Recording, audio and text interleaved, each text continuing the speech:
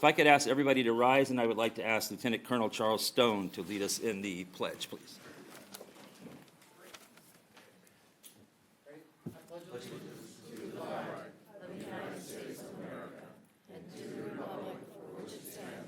One nation, under God, indivisible, with liberty and justice for all. Thank you, Colonel Stone. Next item, please.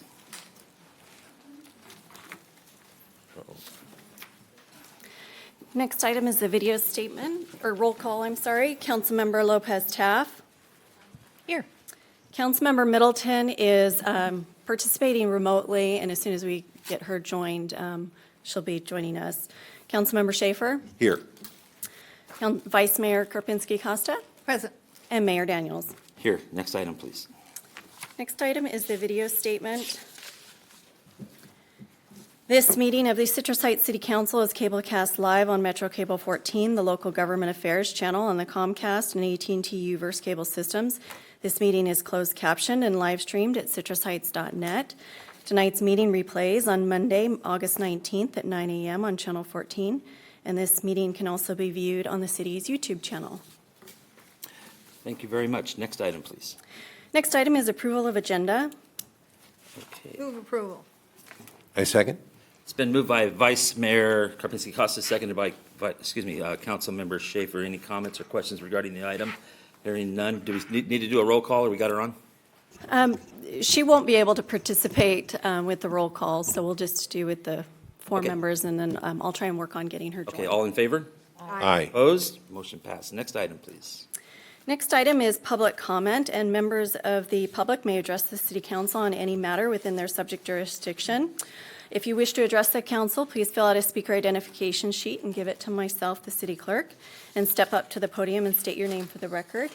Members of the public are limited to 5 minutes each, and the mayor has the discretion to lengthen or reduce the allotted time. I don't have any cards. And I'll bring those to you. Do we have any call-ins, write-ins? I do have a couple of written that I can read at the conclusion of the ones that are here in the audience. Thank you so much.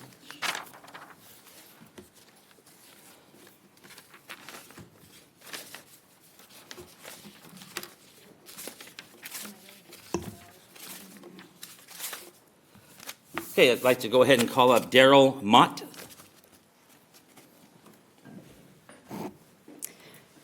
And Mayor and City Council, Mr. Mott had submitted 48 hours in advance a PowerPoint to go along with his public comment. All right. Oh, thank you, Mr. Mayor. I appreciate the time here and the opportunity to address you and also other members of Citrus Heights. My name is Daryl Mott, and I've been a resident here for 24 years, homeowner here. And lately, I've had a little bit of issues. Is there any way, can you put that up in the bigger side, the presentation side? Cool, awesome. So I did a couple of slides here, and what I'm hoping here is that maybe my situation is similar to somebody else's. Mr. Mott, Mr. Mott, I need you to address the council. I'm hoping that you guys can maybe find some useful information in some of the problems and troubles that I'm going through. I kind of look at the last 2 years. I put up a chronological events here. All of this started off on the upper left in late 2022 in October. And there's been a series of items all the way through January 2024 that have caused me a lot of grief, property damage, et cetera. And so just to kind of give you an illustration, there's a stock market, that's been really well for the last, say, 2 years here. And as the stock markets went up, the interest rates and other price of goods have also went up. And so, what I've had is like State Farm, like the guy with the mayhem. I've had mayhem at my house for like 2 years. So a lot of people have said, some might say to move, others might say to deal with it. Some people say it's a civil issue, et cetera. So Amy, if you mind flipping over to the other slide. So I just looked up here in my situation. If you look at the upper left-hand corner, you'll see a monthly expense. And this is what would happen if I moved myself personally. I have a 3% interest rate because I've been in my home for a long time. And just the impact rate of an interest rate of 3% to 7%, as you can see on the chart, is $1,800 worth of additional expenses out of my pocket. I also have the luxury of property taxes, Prop 13, and so my taxes are really low. And when I move, I'm going to incur all these expenses.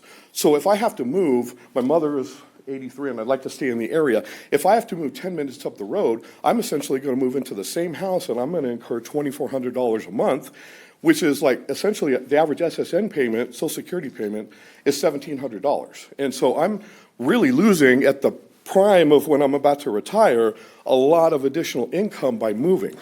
And so down at the bottom left, you can see some of the hours over the last 2 years as well. Hours lost, fixing my house from damage, time with my mom, which is really the most important, loss that I've had, city and police time, civil issues, doctors, moving, et cetera, others. At 720 hours a month, you can see I'm already in 17,000 hours over the last 2 years. And then on the bottom right, you can see my out-of-pocket expenses. I've also lost $27,000 of expenses because of all these issues. I've been able to recoup $8,000 from the insurance, but the rest of it is out of my pocket. So I've had some issues about some trees and other code enforcement issues that were deemed civil. And so you can see from pre-October 2022, I had $8,000 worth of damages. From October 22 to 23, I incurred another $15,000 worth of damages because I had a tree which I thought was under code enforcement that we removed, but it wasn't removed and it sat there doing foundational damages. So Amy, please go to the next slide. So, Mr. Mayor, I wanted to present a list of these items to you of the things that I've been impacted with.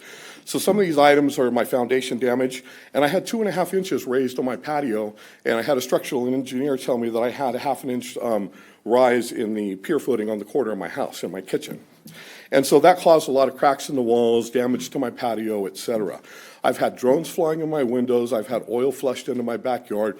Owner claims it was just cleaning a cage. My dog ingested it. I had veterinary expenses. I've had loose dogs, pit bulls inside my garage. I've been chased down the streets.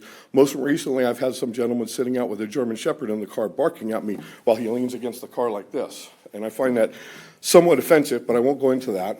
I've had someone almost hit me with a truck, then basically played music, I'm going to, what I thought, kill you, and then did a 30-foot burnout down the front of my sidewalk. I've had both of my trash cans run over. I've had my yard flooded over 40 times on one side, over 30 times on the other side. I've been injured stepping off my ladder, stepping into the mud. I've lost my property use. I've had shots fired from my lawn. Folks threw rocks and chased cars with pipes down the front of the street. I have safety and cleanliness issues, which, I'm a little bit concerned with, and constant noise and late night activities. The item in blue is the only one that's rose to the level of a police incident. So I assume that it's not criminal, and this is a civil issue. Amy, please go to the next slide. So my questions here is, I'm stuck in a dilemma. I'm here, and it's like when I was young, my mother took care of me. And now that she's getting older, I have an obligation of a child to take care of her. And so how do you submit an insurance claim if there's no police report to get back my money? Or to write it off on your taxes, as a loss or a theft? How do you request a restraining order if there are no police reports in the system? They don't look at you in the same light as if you had some kind of substantial documentation. What do you do when a civil litigation is just more salt in the wound? For instance, if I have folks that have limited financial means, and I don't mean that in a negative way, if I file a claim, the judge rules in my favor and says, hey, I agree, now try and collect damages. It's like, now I'm out a bunch of more time, a bunch of court costs, a bunch of money, and I'm still have all the issues that are still occurring, causing me time and issues. So at the end of the day, I'm asking, does the city need to add, improve code enforcement? Should it be at the discretion of certain employees? Should it be applied for all? Do we need to step back and maybe just take a look and say, look, I didn't realize the impact. We're in a different world, and just say someone to move, I don't think people really understand the gravity of the impact of that. And so that's what I was hoping to show. One more slide, Amy. I'm sorry, I'm over time. Yeah, I need you to wrap it up, Mr. Cool. And so these are some of the code languages. I encourage you to go on the municipal code language, and you can read some of these things, like for the tree instance, and I feel that they fit my situation perfectly, but I was told that they did not because of discretion. So Okay. I hope that can help someone else. Maybe that helps you Yeah. in your situation, but thank you, Mayor. I appreciate your time. Thank you, Mr. Mott. Your phone. Your phone? Thank you, sir. Next, I want to invite up David, and is it Shelton? Am I remembering it right? Yeah, come on up, David.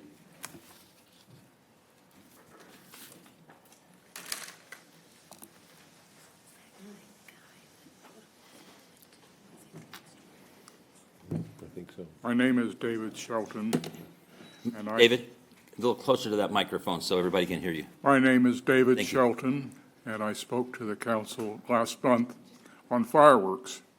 And I'm speaking to the council again today on fireworks. I had fireworks issues, and I called the police department, and nothing happened.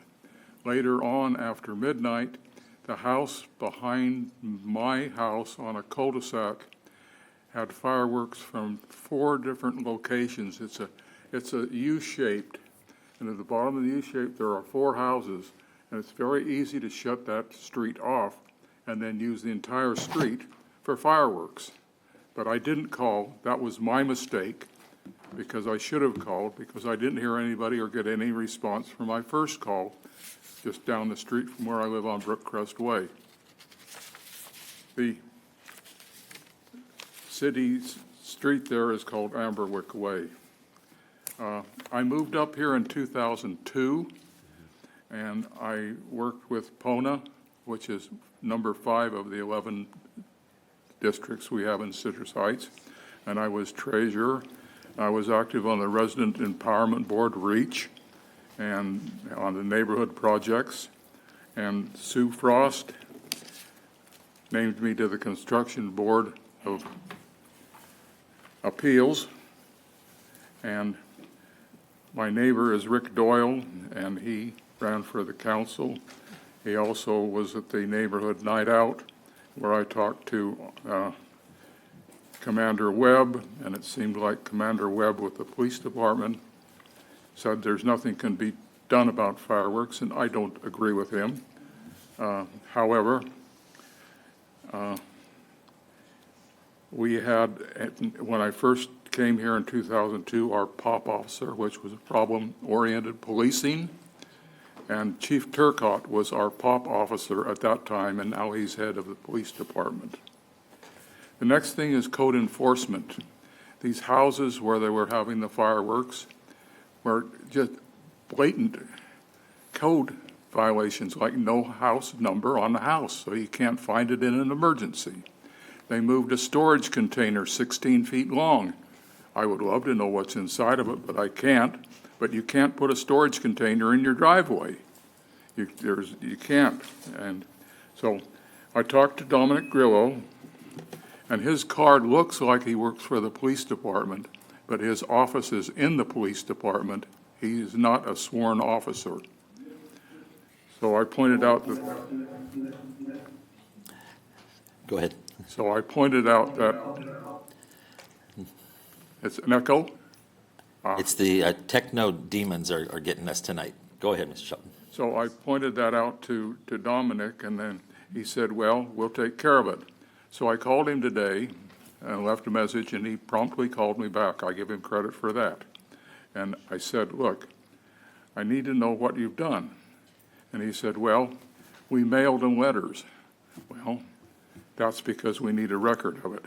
But when you mail something, you don't know if it's delivered unless it's sent postage returns, receipt requested or something like that.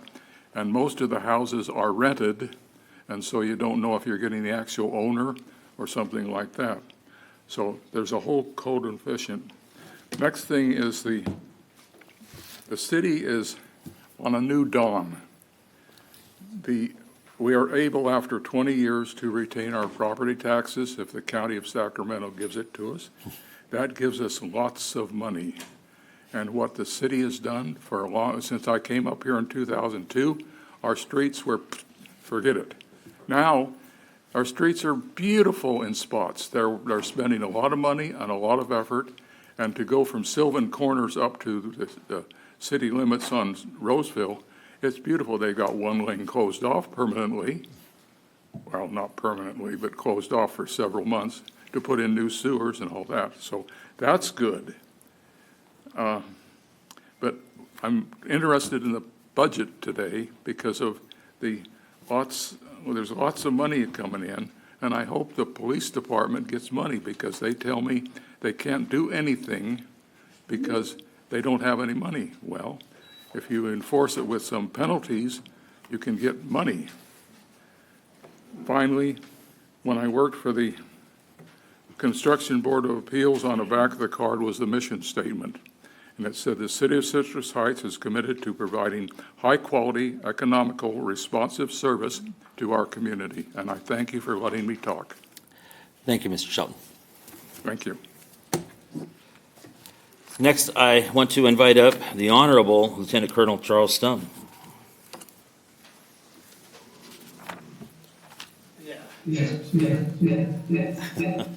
Look at that. That's a presence right there. I feel honored that I got the echo when I walked up. Yes, sir. Mayor, honored council members, my name is Charles Stone. I'm the incoming, well, now the new commander of Post 637 Citrus Heights American Legion. I took that over recently from Paul Reyes. And as part of the American Legion mission, our job is to help take care of vets. We have a big Vets Helping Vets thing. The Citrus Heights American Legion was well before the city of Citrus Heights was around. We were formed in 1955, and we've been here the entire time helping out vets. So my new priority is vets taking care of vets. In order to do that, we have to be able to partner with other groups. We take care of their vets and their families. And the biggest thing we do is help them file their benefits, and when they fall down, we try to pick them up. And that's what we're trying to do here in the city. Recently, we have a new veteran service officer, or post service officer, Steve Gall, who's in the back. His training, we're working on getting all of his training and certifications in order to file veterans claims and help you process through the entire system, right? Remember, we've been in 20 years of war, and that 20 years has taken a toll on its members, and we just want to help them out. That's our goal. As part of that, we've been partnering with the Citrus Heights Marching Band and doing the Battle of the Bands and Barbecues. If many of you guys remember this from the last couple of years, the Battle of the Bands and Barbecues are our biggest fundraiser in order for the fund, the Vets Helping Vets Fund. So we've been partnering with them, and then we'll be also partnering with Heart to sell barbecue tickets. And so we are inviting the council members. I'll already given you this, and I'll give this in the back as well. It is the Battle of the Bands and Barbecue invitation, and you have a QR code if you want to purchase your tickets. We have many sponsors. We are very fortunate, very blessed in this community that we have a lot of people who want to take care of their veterans. And those sponsors, we're going to recognize on another date.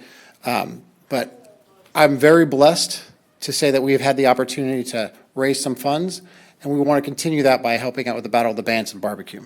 The event is September 14th. It's going to be at the Rush Park. We have 3 bands playing along with the Citrus Heights Marching Band. We are honoring one veteran from our community. And I'm not sure if you guys are aware of Nicole G. She was the Marine who was in Afghanistan who died while protecting the 122,000 people escaping that, getting out of the country at that time. So we're honoring her and her family on that date. We asked to publicize our membership, and to everyone else that hopefully they're able to attend the event. And that's all the questions, that's all that I have, unless you have questions. All right. No. Thank you, sir. Very much appreciated. And just for clarification, it's at the Rush Park Historic House, correct? Correct, it is. So some folks don't know exactly where that is. So it's over by the baseball diamonds, kind of tucked away off the yard, or excuse me, the street. So Correct. And the tickets are $30 for all you can eat and all you can drink. So it's a relatively cheap price for what we're trying to do. very good. All right. Thank you very much. Thank you, sir. Next, I'll call up Angelia Lee.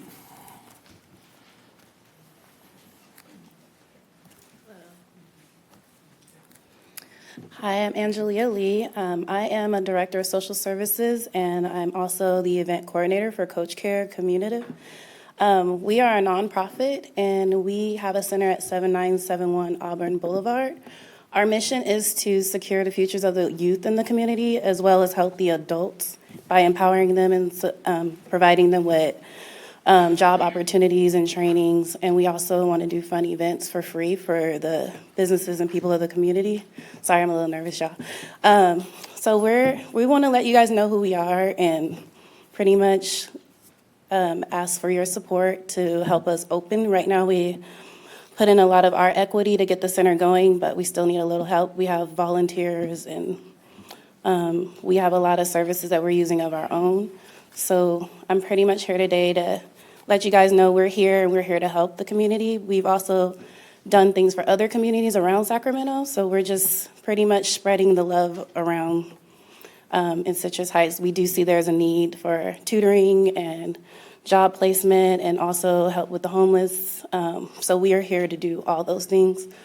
So we're here, pretty much, we just want to let everybody know who we are. So are you a 501c3 nonprofit? Yes. So we have a program going on right now for funding for some things just like you're saying. So I Yeah. would say reach out to the city, or maybe somebody could reach out to her just as she sits down, and hopefully there's something there. Yeah. And did you guys have any other questions? I know I kind of rushed through it, but You did really good. thank you. I appreciate you Yeah, guys yeah. and looking forward to working with Citrus Heights. All right, thank you. Next up is Melissa Hayden.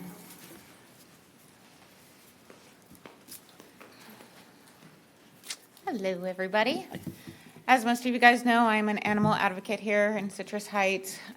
Been working with Citrus Heights Rescues Animals on Facebook to try to bring our community members together along with our animal services and you guys to make sure everybody's on the same page of how we can make our community a little bit better.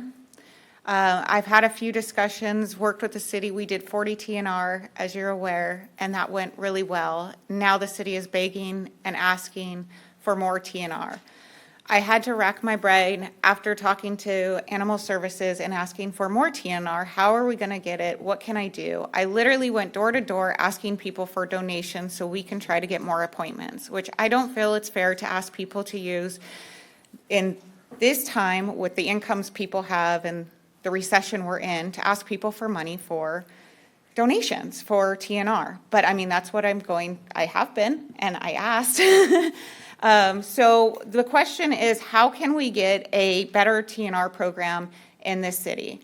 After talking to our animal control director or lieutenant, I found out that when we did have animal control, we had to the TNR program, we had 2 animal control officers. We now have 2.5. How can we still not have animal control? So I went and investigated a little bit into the money, the finances, and how can we fund this? One of the things that I concluded was our city is no longer taking advantage of the grant programs that are accessible to our city for animal funding.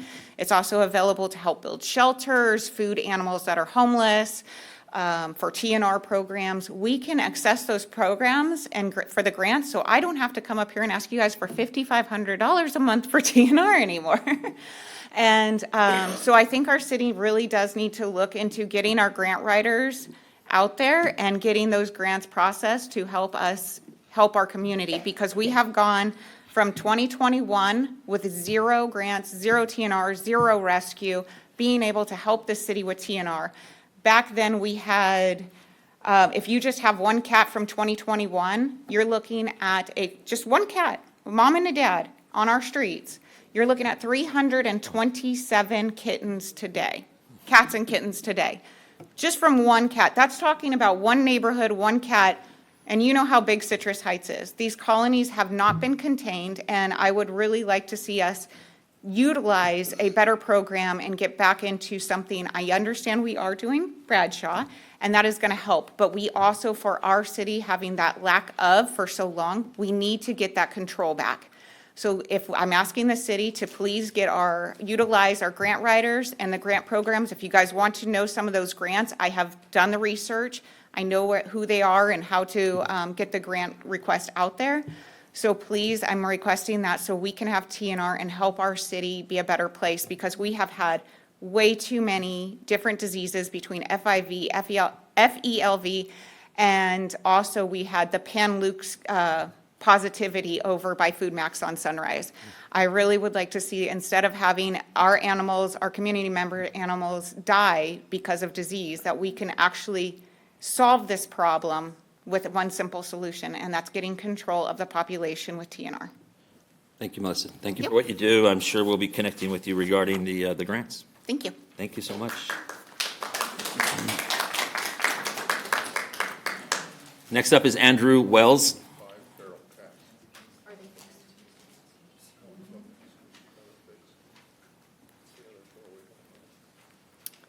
Hello, I'm Andrew. I'm just a person, community. I'm here to speak also on behalf of a TNR program. Where I live, we have a colony of feral cats, and it has exploded over the course of the last 2 years. Last year, I was able to capture 5, and I had to pay out of pocket to get them fixed and then returned.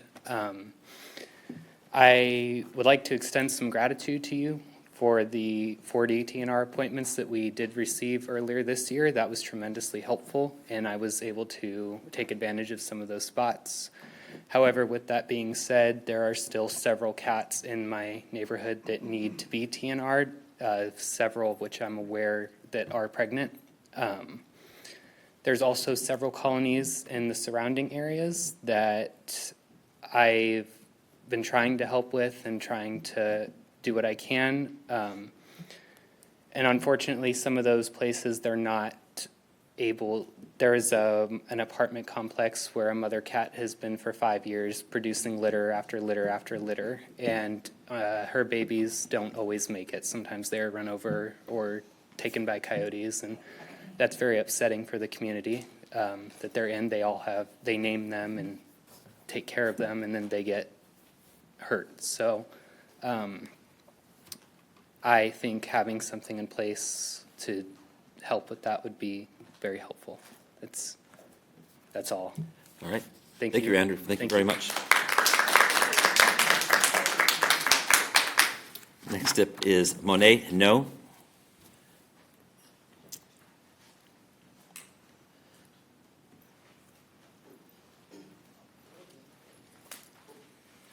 Hello. I came here today just in support of Melissa, so I wasn't really prepared to talk, but I'm just kind of frustrated because I went into our backyard and we have a mama cat and 5 little kittens.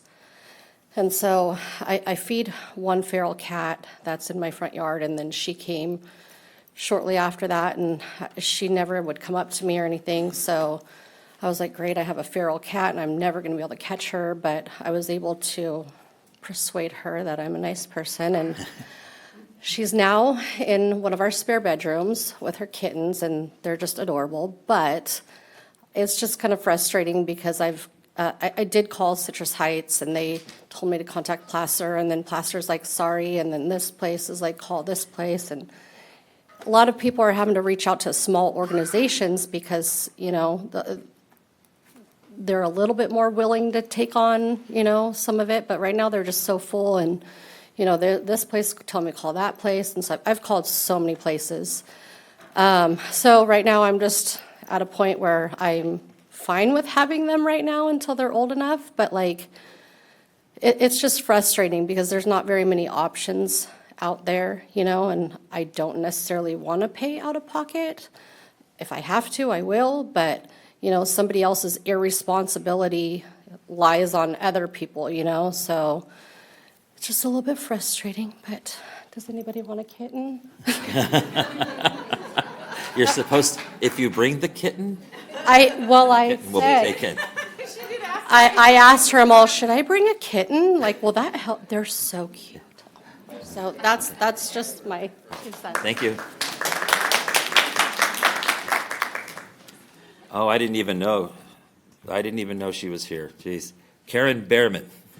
How could you not? I knew.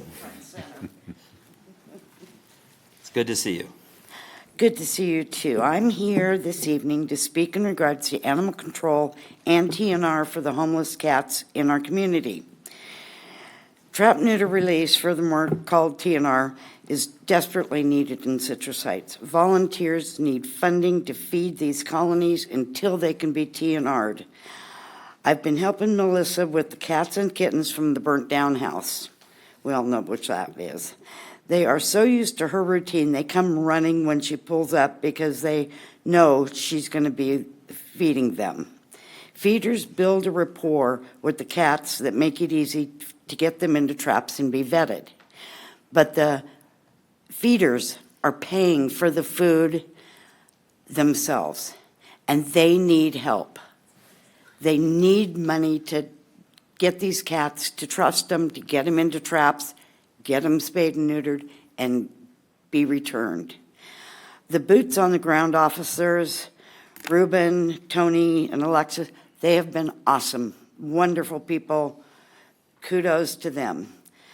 As for the animal control officers during the week of 4th of July, they were doing their job perfectly.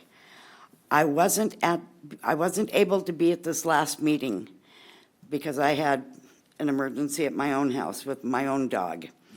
And, but I wanted to let them know, the city neglected to inform the public, the city, that we had a temporary shelter set up in the police station. We could have taken those 14 dogs that on Monday morning were schlepped up to Auburn at a cost of a lot of money. We could have taken them and got them returned to those people that night or even the next day. We could have taken those. Instead, people held on to them and then called on Monday because animal control wasn't open, but they were. They just weren't informed. I had posted something on Facebook that said, I'm going to be at the police station. I've got a temporary shelter. If you find a dog, bring it to me. I've got a microchip reader. I was able to do everything right then and there and could have gotten the dog back to the owner that night. One person did see that and brought me a dog about 1:45. We were just getting ready to pack up and leave. I mean, Ruben had been on since 8 o'clock that morning. He was not liking having to go to. So I fostered that dog. And I posted that dog all over Facebook, all over the internet saying, I found this dog. Tell me about this dog if it's yours. We found the owner Saturday. Oh, good. They contacted me, said, that's my dog. I said, okay, meet you Monday morning at the police station. The dog was returned to its owner. Happy, everybody was happy, and it worked out. We could have done this, the whole time, had the city let it be known that there were people working and there were volunteers at the police station with a temporary shelter set up. So, another thing is TNR again. We have grant writers that are employed on the staff. We need to utilize those grant writers to get us funding. And there are hundreds of places that will fund, will give grants for animals, animal spaying, neuter, vaccines, microchips, food, whatever you need for an animal, they will fund it. We just need those grant writers to get to writing. If they can write for a street that's been a problem for the 35 years that I've lived here and try and fix it up and make it nice, which isn't going to happen, but okay. Or a mall that the city doesn't own, they can write a grant to help the animals that are here. And that's it. I'm done. Thank Aaron, you. if somebody wanted to help out with the purchasing of food or whatever, how could they do that? How could they help you or Melissa or whatever with that? All they have to do is let us know. Well, I mean, how do you want us to tell them? Do you want to give a phone number? Do you want to give an address? Do you want to have them say, You go can to also- Facebook or something? You can also donate through Animal Services. I've been told that Animal Services will help us. They know that they are what colonies to help and stuff like that. So And just, let's we are stick in with the food. contact and Let's stick partners. with the food and the The money. food can be So they can get a hold donated. of our animal services Yes, to help towards those cats? yes. Okay, so Please. there you go. Thank you. Thank you, guys. Thank you very much.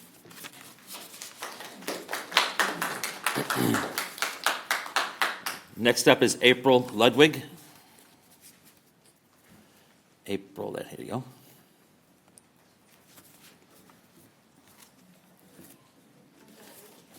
Oh, you know what, April, it says you want to be heard for item number 9, yeah. Thank you, April.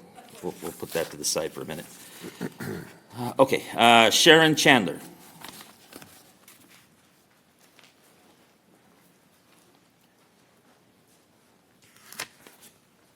Triple team, huh? Oh. My support team. Good afternoon, Mayor and council members. My name is Sharon Chandler. I'm the Executive Director of Yes to College Educational Resources, Inc. in Sacramento, and these are my Communications Director, Deanna Vestal, and my Master Gardener, Yemanya Nepiu. And we're here today to just let you know about what we do, what we've been doing for the past 25 years almost in the Sacramento area, working with minority, African American in particular, targeted families who have children and want their children to go to college. I personally know how to raise kids to go to college. I've done it twice, so I'm 2 for 2. That's pretty good. So we're here today to just talk to you a little bit about our programs. We're mainly a 3-program organization. One of our programs is the Saturday Scholars Academy, and under that title, we work with parents and students in a 6 steps to raising college-bound students. We want all of our kids to go to college, and if not college, then some other form of higher education.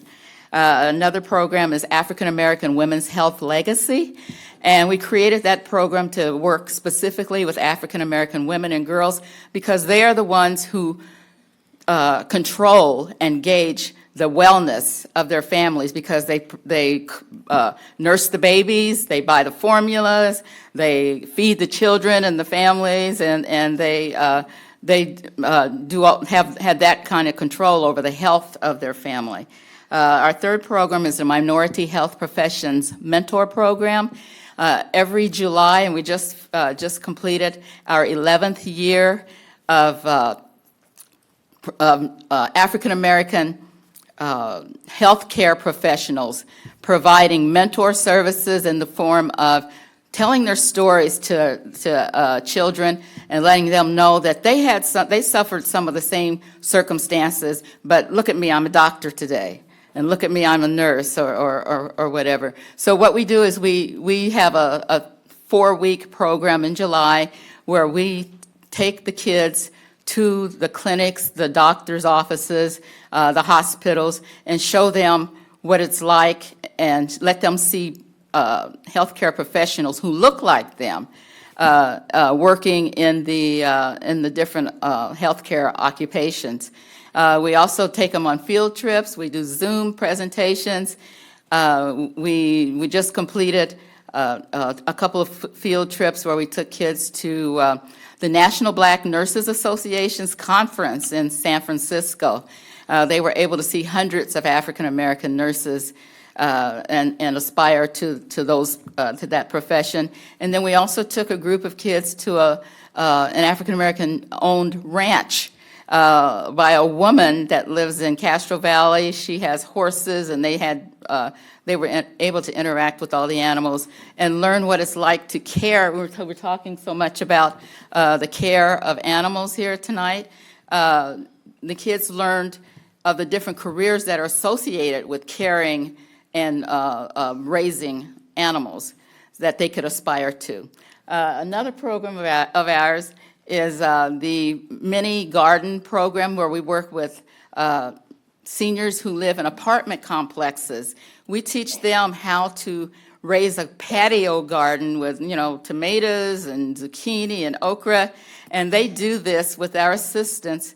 And at the end, they also have nutrition classes that they participate in, and we talk about changing their menus and eating healthier.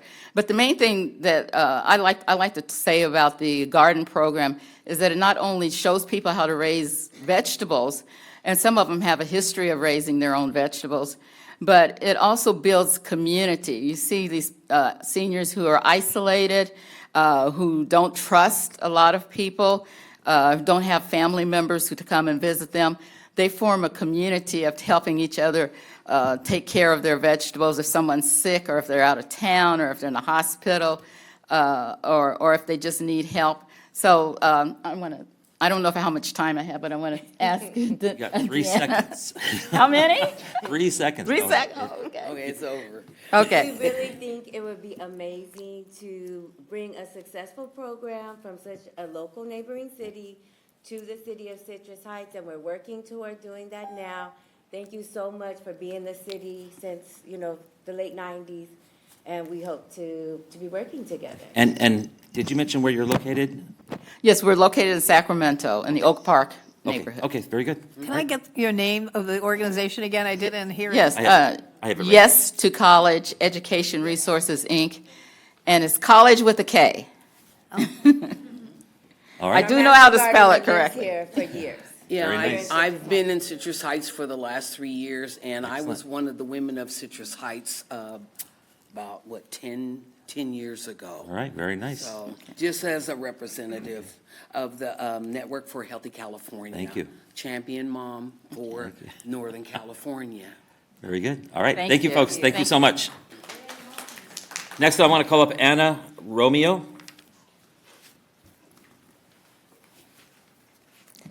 I apologize that I was late. It's back to school night for some of our high schools.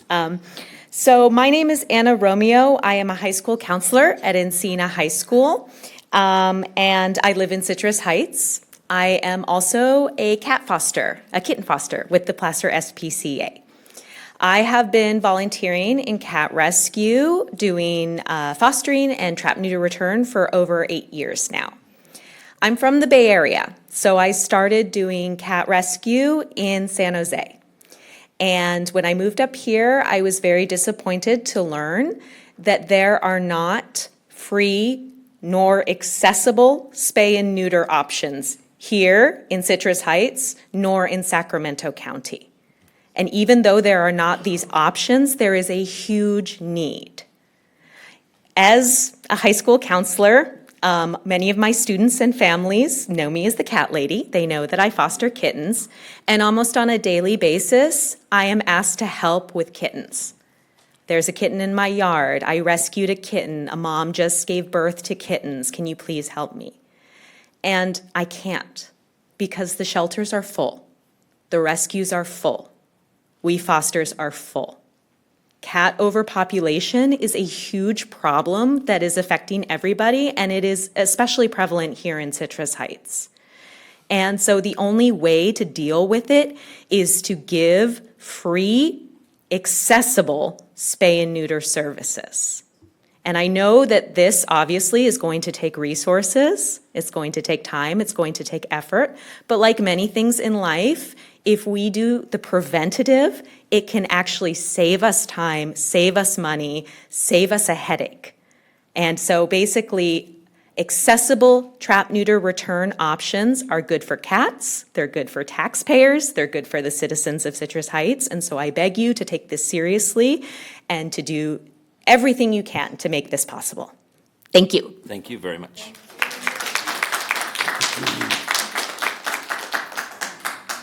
All right, my last public comment, call up Savannah Daniels.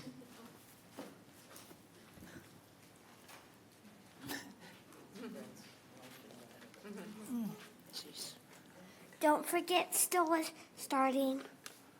She wanted to say, don't forget school starting tomorrow. Drive safe, watch out for the kids, and have a good year. All right, thank you.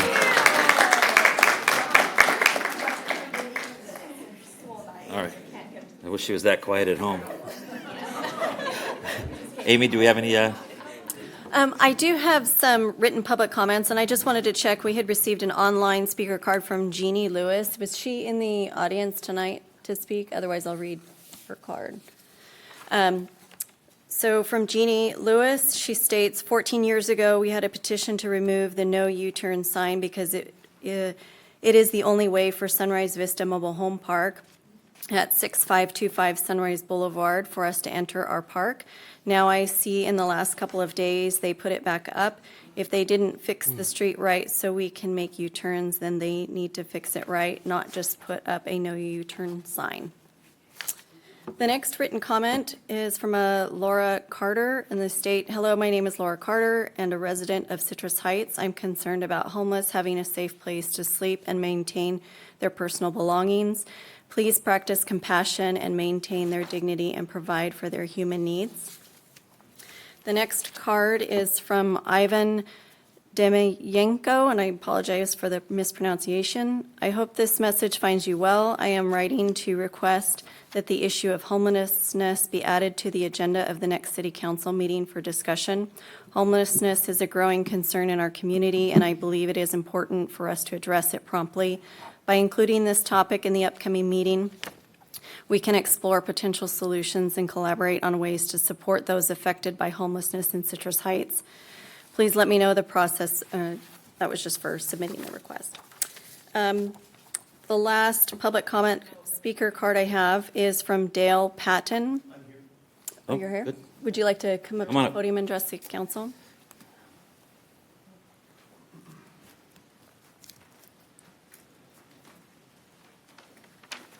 Good evening. My name's Dale Patton. My wife and I are homeowners on Hoops Drive in Citrus Heights. We have been since 2001. I was in the first Citrus Heights marching band. When it first started, we became First City. And so I'm very proud to live in this city. But we've had some terrible problems on our street of a new homeowner over the last couple of years, as Daryl spoke about earlier, and I just wanted to comment on that. I wrote to Councilmember Mary Jane Lopez Taft on July 24th, 2024, with concerns of a home on Hoops Drive in Citrus Heights.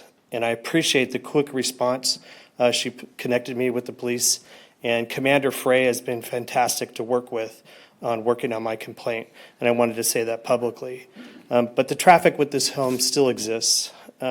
Even today at 7:15, a young person on a scooter met with the owner, one of the people that lives there. There was a quick discussion. The owner left in the car. He went through their trash, went through the neighbor's trash, went into the backyard, and who knows what happened after that. And this is a common occurrence on our street where we don't know the people coming and going from this home.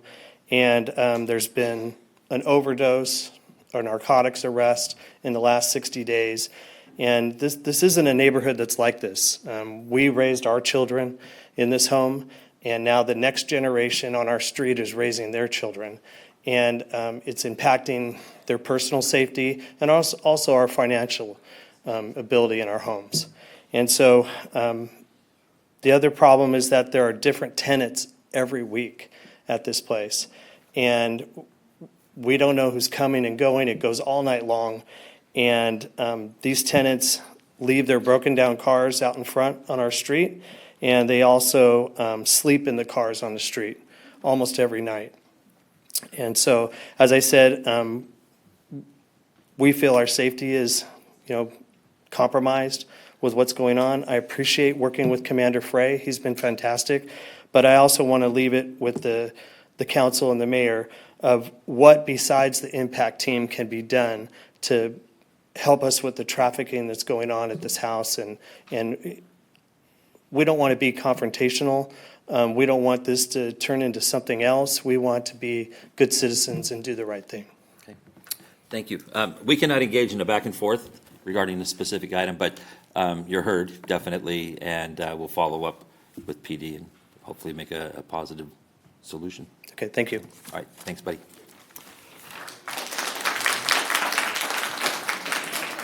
That is all I have. Amy, do you have any others? That is all of the written public comment that I have. Very good. Next item, please. The next item is comments by council members and regional board updates. Is Councilmember Middleton able to hear us and speak? Yes, she can hear us, and she can also speak as well. I can't hear you. You're muted. Do you have it on mute?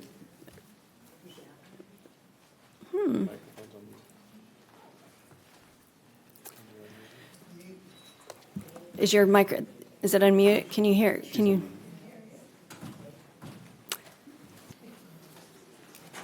We don't read lips. Mm-mm.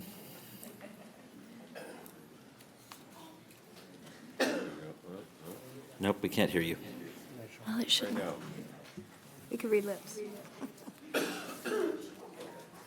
Can you try again, Councilmember Middleton? Yeah, can you hear me? Yes, there we go. How about some applause? Oops, an echo. Hey, Portia. Oh, gosh, all of that, and I only have just a couple of comments. One, apologize for not being in the council chambers today. I'm at a Cal Cities conference downtown and couldn't make it back in time. And also have another meeting coming up this evening with them as well. But want to make sure to reiterate what Savannah said. You know, school starts tomorrow for our San Juan School District students. Please, please make sure you're safe. Take a little bit extra time to make sure that you're able to get your kids to school and get yourself to work on time. And make sure everyone stays safe out there. Thank you, Mayor. Thank you very much, Councilmember Lopez Taft. Thank you so much, Mayor. Had kind of a quiet break, I think, but I did do one very interesting activity. I attended my SAC Public Library Board meeting, and that was fairly uneventful because the meeting prior was about the budget.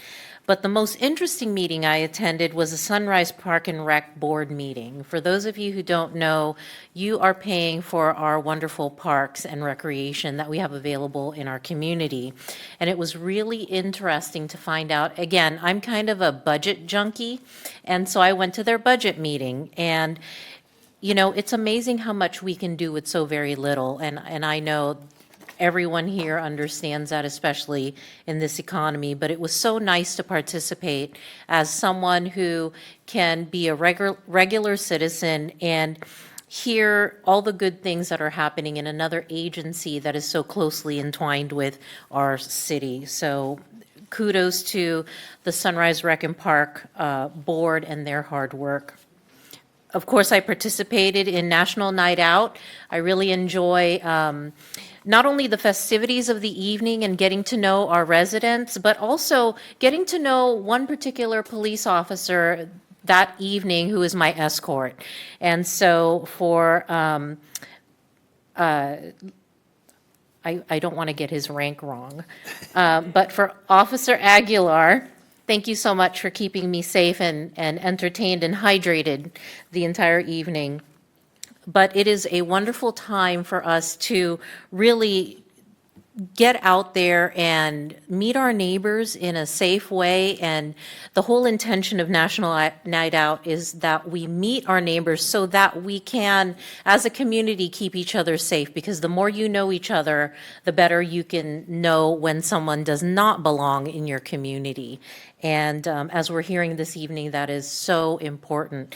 My comments would not be complete without also giving kudos to Chasen, who always is a rip-roaring good time for National Night Out. We have quite the party at Seabar Park.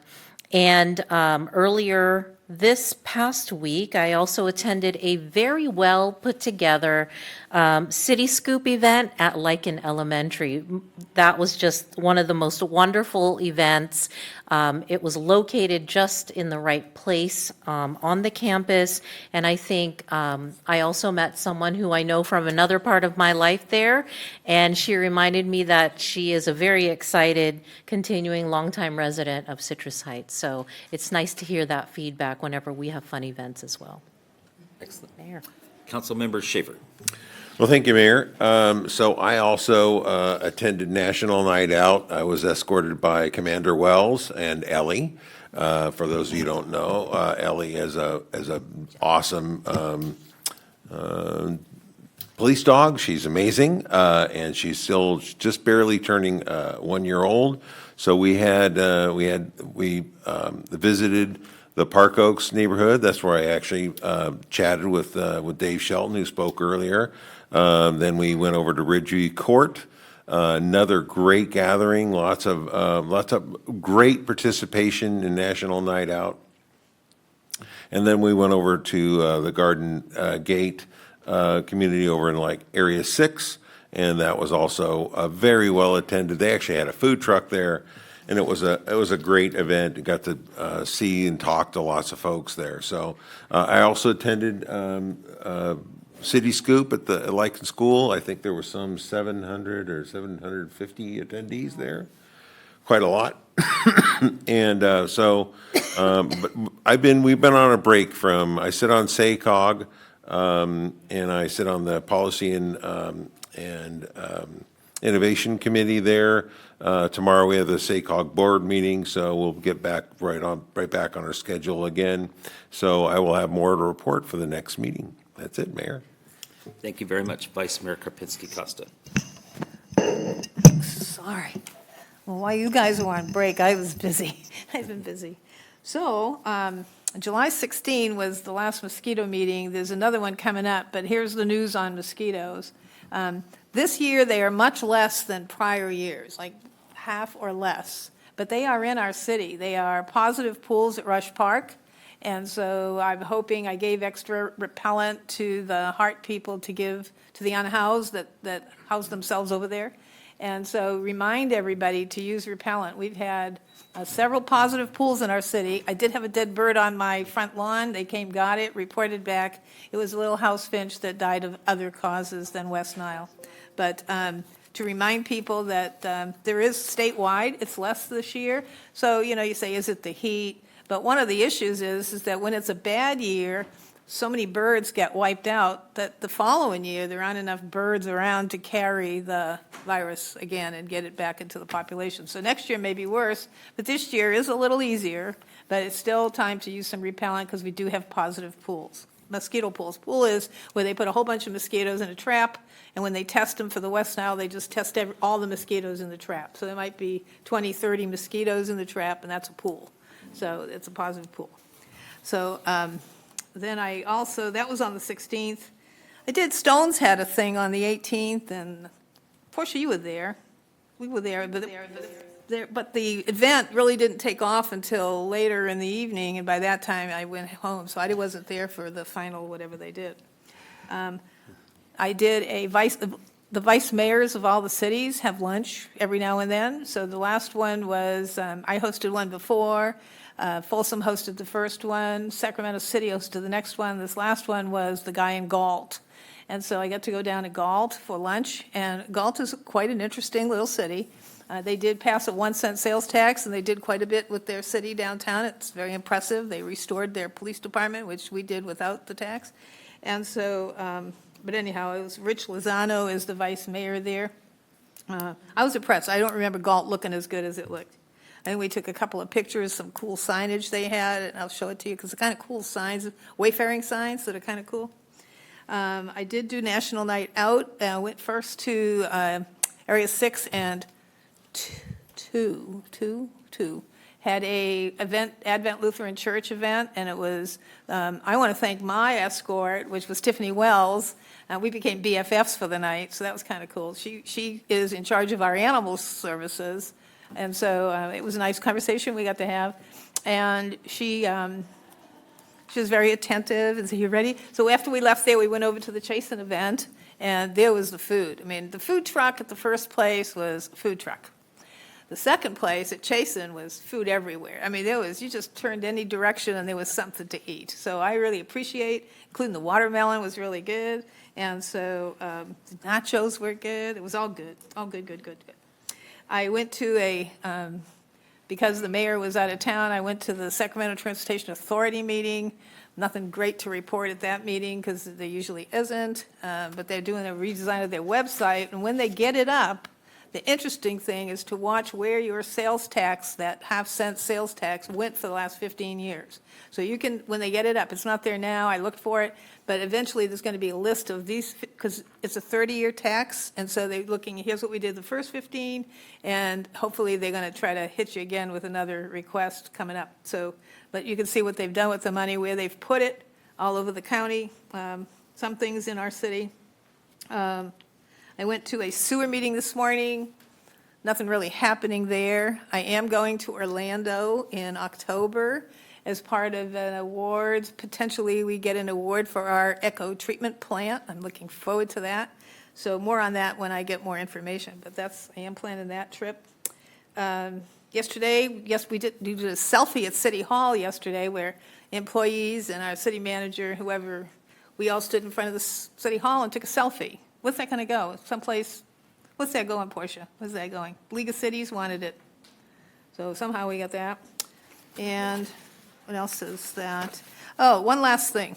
I've gotten, because Auburn Boulevard is in my district, and I've gotten a couple of emails from people that says, why are these trees, these beautiful sycamore trees, 3 beautiful sycamores, all these wonderful eucalyptus trees, and certainly other trees, are being chopped down to make way for more cars and more pedestrian traffic and beautify Auburn Boulevard. I say that was 10 years ago we did that plan. The city did that plan, and had it been done now, it might look different, but it's the plan we got. So I just we got an email recently from General Services to what's going in. They're putting in, for the trees that are leaving, they're putting in 17 thornless Palo Verde multi-trunk trees. I looked those on the internet. They're nice, they're kind of pretty. Desert willow, 20 of those. 44 Chinese pistachios, which is Councilmember Tim's favorite tree. 2 pyramidal oaks, and 20 Zelkovia, oh, they're beautiful, Zelkova green base. So one of them is a messy tree. I hope you know that. One of them is very messy, it said. It was described as a messy tree when the yellow flowers are beautiful in the spring, and then when the yellow flowers fall off, it's messy. So, and if anything goes wrong with that tree, it's due to overwatering, so don't overwater a messy tree. So other than that, those for the information for people who say, what's the mitigation on all the trees you're chopping down? There's quite a few trees going back in there. And they are only 15-gallon trees, and some of them only grow 2 or 3 feet a year, but, your children will enjoy them. And so they're there. And I think that's all I got. Oh, one announcement. Can I make one announcement? I'm Polish, proud to be Polish. The 33rd Annual Polish Festival, mark your calendar, is Saturday, September 7 at the Polish Hall in Roseville from 12 to 5 p.m. All right. And they have a Polish butcher, food, beer, polka dances, fun for the whole family. Polish style. Sounds like fun. Thank you, ma'am. Okay, for me, just a few things. Mondays with the Mayor continues. I had a great guest this last Monday, day before yesterday. A lot of fun, actually, from the moment I walked in until the moment I had to beg to leave. So if you're interested and want to come in and talk on Mondays, I'm there from 9 to noon every Monday at City Hall. Come on by if you want to tell us something great, or if you want to come in and complain about something. Don't hesitate. Next up, we have a honored guest in the audience, and I just want to point out that Kermit Schultz is here. He operates Stones. If you could stand up, Kermit, for a minute, just so that we could all give you a round of applause for the great job you do.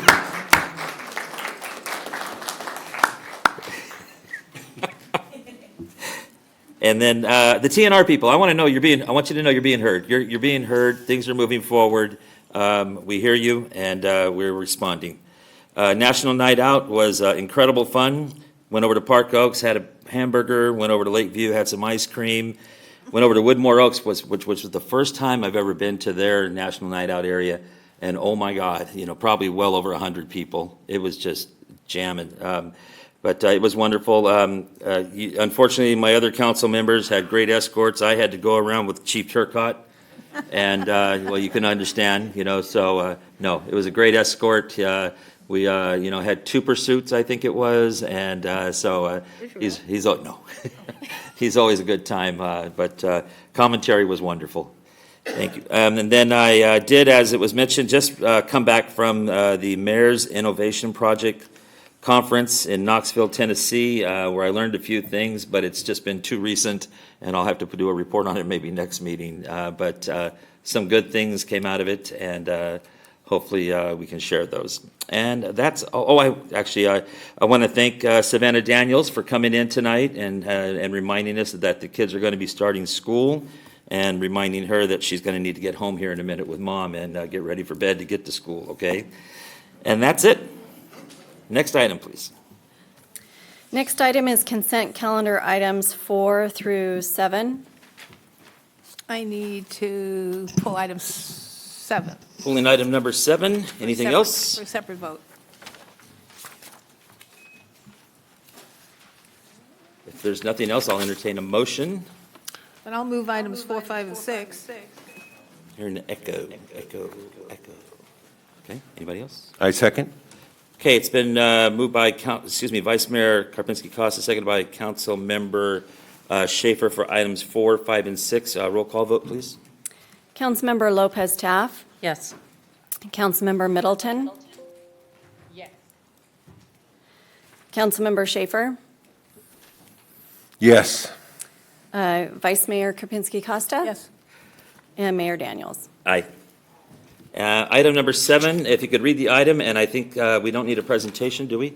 Just read the item, and then we'll call for a vote, unless somebody else has something. Item number 7, the subject is authorize city manager to execute a purchase agreement for the acquisition of a portion of 6498 Sylvan Road, and the recommendation is to adopt a resolution authorizing the city manager to execute a purchase agreement and joint escrow instructions with Bayside Covenant Church of Citrus Heights for the acquisition of a portion of APN 243-0031-023.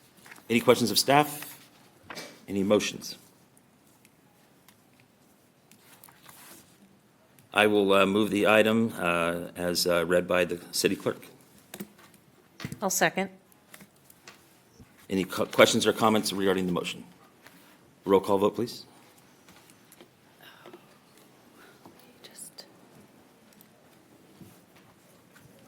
Councilmember Lopez Taff. Yes. Councilmember Middleton. Yes. Councilmember Schaefer. Yes.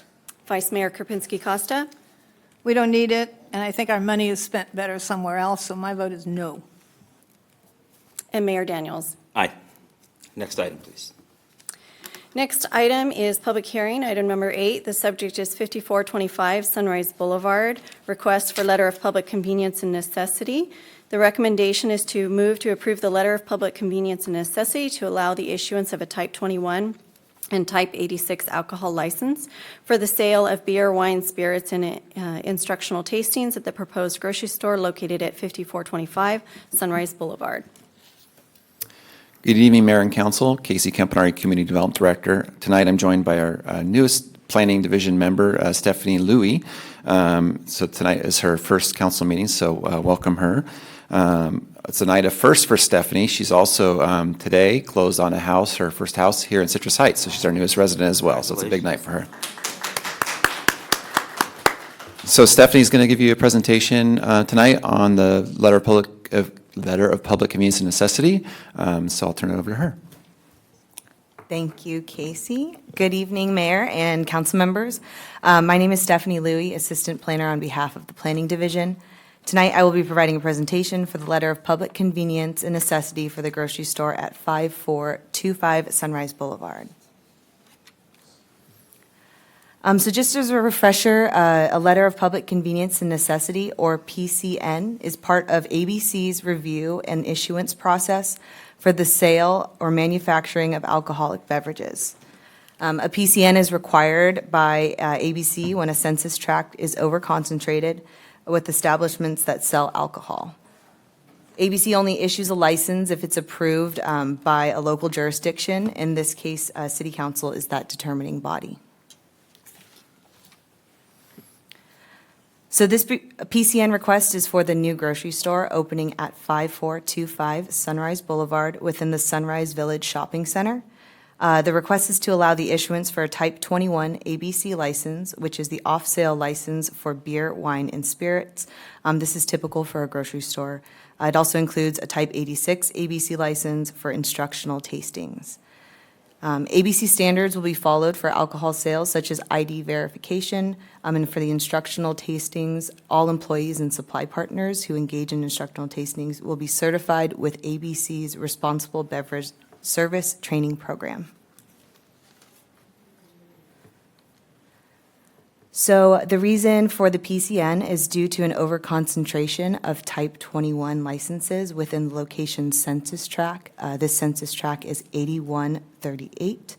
The number of allowed licenses is based on population, and due to the lack of residential development within the census tract, the overconcentration is pretty typical for commercial areas. So in review, this was forwarded to our police department with the security floor plan and calls for service at this location. They have no objections to the issuance of the license. In addition, we also received a letter of support from Kathy Lynn Carpenter on behalf of the Sunrise Marketplace. This letter was also provided as an attachment to the staff report package. This next slide shows a map of the existing general off-sale retail ABC licenses, which is the Type 21 within Census Tract 8183. The star shows the location of the proposed store.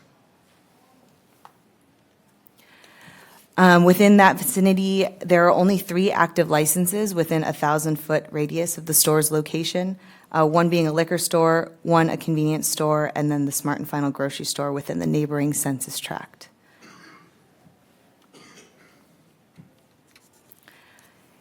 Here's the recommended motion. A representative from the applicant is present tonight in case you have any further questions. Okay, this is a public hearing. Before I open the public hearing, any questions or comments from staff, for staff? Okay, I'll go ahead and open the public hearing. Any speaker sheets, Amy? I do not have any speaker No sheets. speaker sheets. I'll close the public hearing. Now, any other questions or comments of staff? No? Any motions? I'd like to move to approve the letter of public convenience and necessity to allow the issuance of a Type 21 and Type 86 alcohol license for the sale of beer, wine, and spirits and instructional tastings at the proposed grocery store located at 5425 Sunrise Boulevard. I'll second. Oh, okay. It's been moved by Councilmember Schaefer, seconded by Vice Mayor Karpinski Costa. Any questions or comments regarding the motions? Hearing none, roll call vote, please. Councilmember Lopez Taft. Yes. Councilmember Middleton. Yes. Councilmember Schaefer. Yes. Vice Mayor Karpinski Costa. Yes. And Mayor Daniels. Aye. Motion passes. Next item, please. The next item is regular calendar, item number 9. The subject is resolution authorizing the city manager to execute a grant recipient agreement between the City of Citrus Heights and TLCS DBA Hope Cooperative for the Auburn Oaks project. The recommendation is to adopt a resolution authorizing the city manager to execute a grant recipient agreement between the City of Citrus Heights and TLCS DBA Hope Cooperative for the Auburn Oaks project.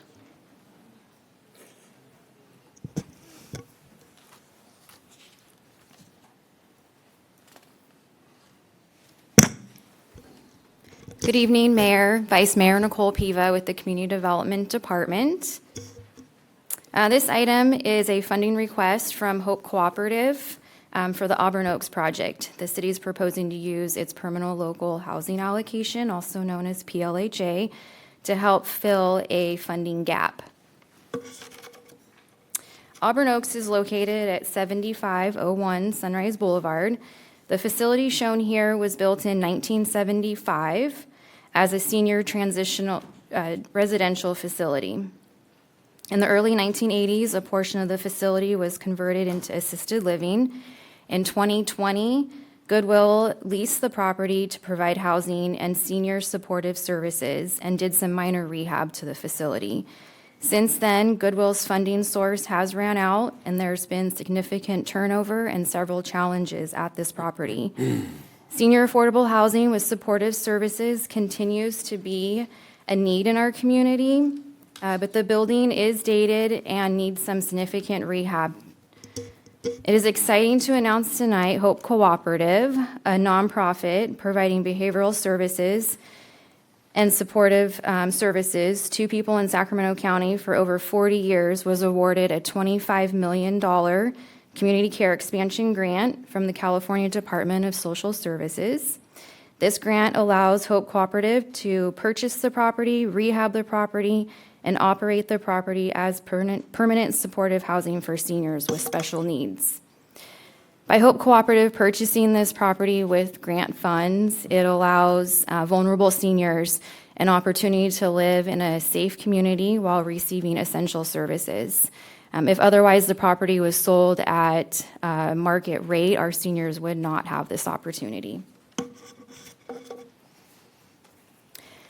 88 units will be rehabilitated into studio and one-bedroom apartments. For seniors to be eligible to apply for housing, the head of household must be 55, homeless or at risk of homelessness, and the household income must not exceed 50% of the area median income. So for an example, a one-person household, the maximum income is $41,300, and a household of two is $47,150. These income limits are released annually, so these are the 2024 income limits. At the time of the senior income eligibility, depending on when they apply for housing, these income limits may increase or decrease. Residents will be referred from partner agencies. So of the 88 units, 30 of them will be referrals from County of Sacramento Department of Behavioral Health. 30 units will be referrals from Sacramento County Department of Family, Child, and Adult Services. And the remaining 28 units will be referrals through the Coordinated Access System that's managed by Sacramento Steps Forward.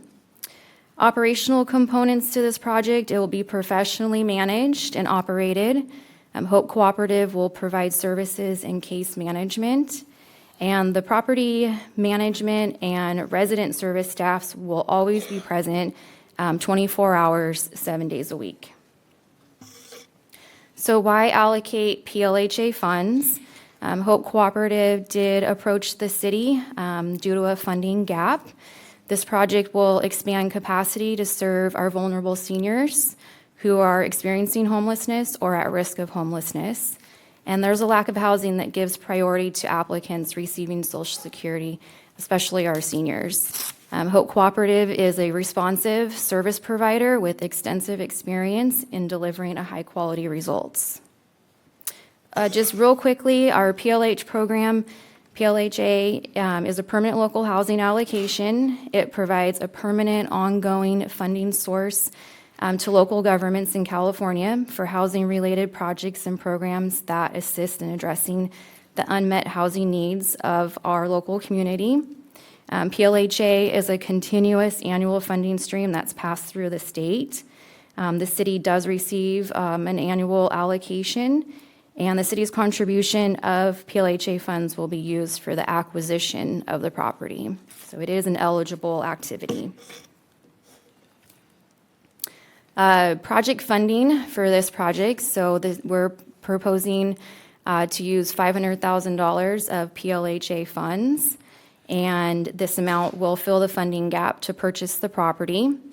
And there's a variety of other funding sources. As I mentioned, Hope Cooperative received a grant of almost $25 million.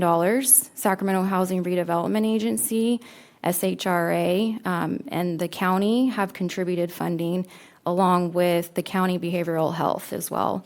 And Hope Cooperative is also contributing money. So the total funding for this project to rehabilitate it, to purchase it, and some operating costs is just a little over $30 million. So the recommendation is before you. Also, I'd like to mention April Ludwig, CEO with Hope Cooperative, joins us this evening to speak on behalf of the Auburn Oaks project as well. Okay, is that the end of the staff report? Thank you. Any questions or comments for staff before I call April up? Go ahead. I have a question. So we have resident allocation 30, 30, and 28 between the three agency groups. What if one of them is undersubscribed? Does that seat or apartment remain vacant until they fill it, or can there be some negotiation between, the other agencies for vacancies? We'll have an agreement with Hope Cooperative. That'll be, some of those details will be figured out a little bit later, but we are, part of our MOU, our agreement that's in place already with this action, will limit the behavioral health beds to 30. I think we're open to opportunities to make sure that all the units are filled as much as possible, so we can work with Hope on that. Thank you. Is that it? Any other questions, comments? Yes. Go ahead, Mr. Schaefer. So are City of Sacramento residents eligible for this? There is not, they could be, yes. So is City of Sacramento making a contribution? I see we got a county, That was my question. so, sorry. No, it's good. I see that we have contributions to county, but I don't see, I mean, if Sacramento's city is eligible to place people here, I think they need to be part of the solution as well. I think it might be best for April Ludwig to explain how they do their placement first, and then maybe we can bring that back up in a minute. Is that it? That's it. Okay, I'm going to go ahead and call up April Ludwig.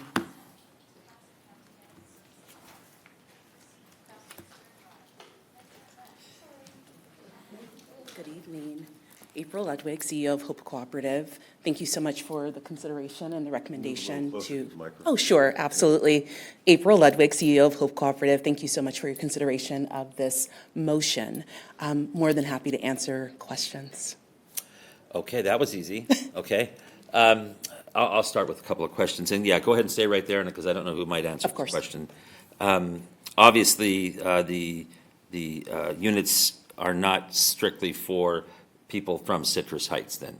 That's correct. However, can we prioritize people that live in Citrus Heights currently for the units?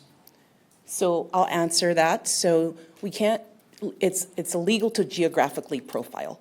But what we can do, but what we can do is that one of the things that we talked about before is when we have people who are dock ready, which basically means that they're in our coordinated access system, and they put down Citrus Heights, we can work with the city for a homeless navigation team to prioritize those individuals. We know that that's a consideration, and we know that that's important. We want to make sure that people are in areas that they're comfortable with, that they're familiar with. And so we can prioritize in terms of individuals as long as they have their documentation done and they're in the coordinated access system, which is done by SAC Steps Forward. Okay. So you probably answered it, but how does the list then compiled? Who creates the list? How do you know if you're number 1 on the list, number 30 on the list? Yeah, good question. So Sacramento Steps Forward really takes support of looking at all that information, working with homeless navigation teams. And so those team members look at where the individuals kind of land in terms of if they're familiar or residents already of Citrus Heights. And so if information is added successfully into HMIS, which again is through the coordinated access system, individuals identify as Citrus Heights residents, the homeless navigation, that's not through Hope Cooperative, so I want to be clear about that, but the homeless navigation team looks into that and tries to put people or place individuals in areas that they've identified as home or their residence. So the energy needs to be with Sacramento Steps Forward on it. Correct, and their homeless navigation teams as well. I think I'm hearing you, okay? Yeah. And then it's 55 and over, but there are 1 bedrooms, and can more than one person live in a unit? And if more than one person can live in the unit, can the other person be under 55? So what we've identified, and again, I think Casey spoke to that a little bit in terms of still identifying some of that, but for us, what we're hoping to do is make sure that it actually is a senior 55 and up community. And so what we try to look for is, are there partners in terms of individuals living together? We do understand that there's a concern about like little kids or other individuals in the community. We're doing our very best, but that will become who's referred and who's actually coming through the property. So I want to be clearer on this. Sure. Kids. Can kids live here? Yeah. 55 and under, or 55 and over. If we have parents who are 55 and they have kids who are 12, 15, we don't break up families. That's not the goal. So can it be restricted to simply just adults? Are we being gentle here? Here's our concern. We have an issue already, and this issue is very close to this complex, and it's an unintended consequence, but I'll just say it out loud that, you know, we opened up another apartment complex similar to this, but not senior, and it has had a negative effect on the local school. And I think we need to be very careful with that. We're talking about 88 units here, which could be a whole lot of people. And I'm concerned. I'm very, very, very concerned with the issues that I've heard, that I don't want to further burden that school. Sure. And so I think I'm hearing you right, but we'll go from there. Any other questions? Go ahead, Mr. Feeney. Mr. Mayor, I could help out on this too. I think there's a couple things I wanted to hit on that April spoke to. One, you were asking about Citrus Heights residents and if there can be some sort of prioritization. And there, from a fair housing law standpoint, we cannot have that. But from a marketing standpoint, I think based on other past projects, getting the word out quickly to make sure that our Citrus Heights residents that would qualify for this project get on that list early. So that's something we've had a lot of dialogue with members of the HOPE team on and our own staff to ensure that we're early on this. The other thing is there's 25 of those units there that are for at-risk. And that means when it's saying at risk, that's somebody that might be suffering elder abuse or at risk of homelessness. And more often than not, on those at-risk beds, they try to keep people that within the at-risk community that have an active at-risk case in their home community. So it's very likely that those 25 beds that are at risk, you'll see a number of those being Citrus Heights residents. That's my understanding of that situation. And so that is something that you'll likely see some Citrus Heights, prioritization there because those are county placements. So they're already working with cases here in Citrus Heights. When it comes to the notion of having a child potentially present at the project, I think it is a possibility that if you have somebody that's 55 or older with a child that's under 18, that they could qualify and have that child there. Now, when that child reaches 18, my understanding is they would need to move from the facility. So it would have to be a minor. And I think that it's very likely, and I look to you, April, in your experience with these 55 and older communities, that's probably the exception to the rule relative to that situation. That's more often or not that most of these units, if not all, are adult residents. That's correct. And again, it's the exception is typically when we're talking about parents. Right. Yeah. And I just want to comment too, this is, with the city council's goals on homelessness prevention and providing services, certainly this opportunity speaks to, kind of our multi-pronged effort relative to homelessness prevention. And we also understand that it's very important that these projects are very well managed through professional management. And we've had a lot of discussions. And then also, as part of this MOU, or this grant agreement rather, there are some stipulations in there that give us some local control over the resident kind of mix, if you will. And that was part of this funding agreement too, to ensure that we have a project that will be a benefit for Citrus Heights with what we're trying to accomplish relative to the city's council's goals and priorities, but also ensuring that we have some say in kind of that mix that you saw, the 30, 25, 25 mix, if you will, that's laid out in the agreement. So I just wanted to kind of hit on those, but definitely from a homelessness prevention, looking to trying to provide services, this is one of those tools to prevent homelessness here in Citrus Heights. So that's why we're bringing this contribution Thank forward. you. Vice Mayor Karpinski-Costa, did you have something? Yeah, I'm not sure it prevents homelessness in Citrus Heights. The way I'm hearing it is we're helping with the overall homelessness issue countywide. And so I think, and I agree, that other cities should be pitching in because we're solving their problems, homeless off their corners, their public access place. I'm not sure why we're paying for $500,000 for everybody else. That's one concern. 55 plus could be a grandparent, and a lot of these people are recovering from drug abuse or alcoholism. And if you are putting a kid, and even though your family unit is good and above, you're next door to somebody who is not. So it's kind of close proximity. I've been in these apartments. Yeah, they're close together. And I don't know what our local control is. Do we have some sort of oversight of all of these problems? But I'm really concerned with the financial part that other cities should be pitching in.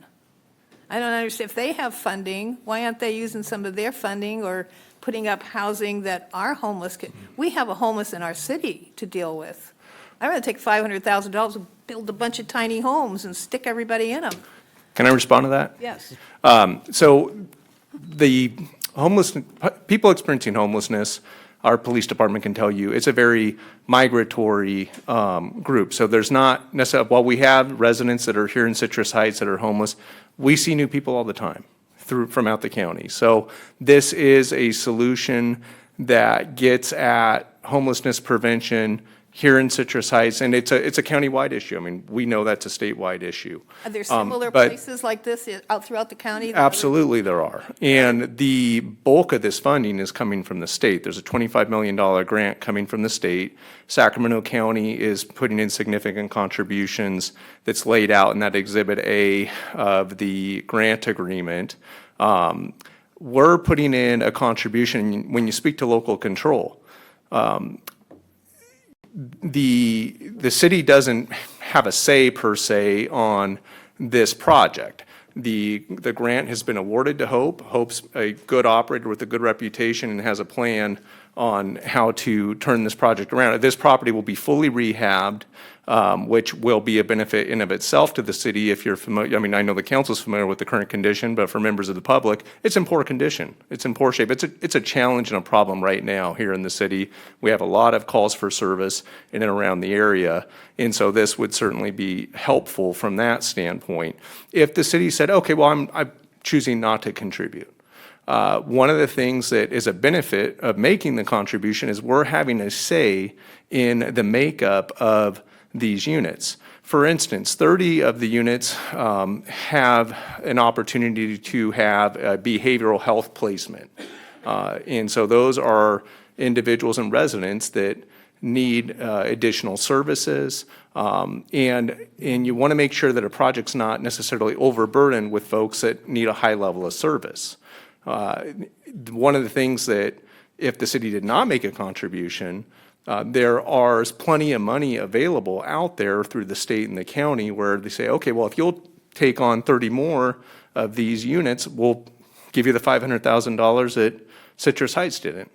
And then we have a project that has a mix that's not necessarily great for the residents there or our community. So that's where we have some local control on this funding agreement, is to ensure that the mix is good for the project, making sure that the people living there, it's a good environment for them. For those that need behavioral health services, they're in an environment where they can get that and treatment and get better.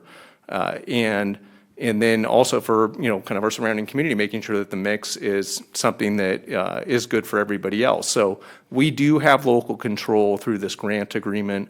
That is something that I think is important to note in response to your question. Mayor? Councilmember Schaefer. Thank you.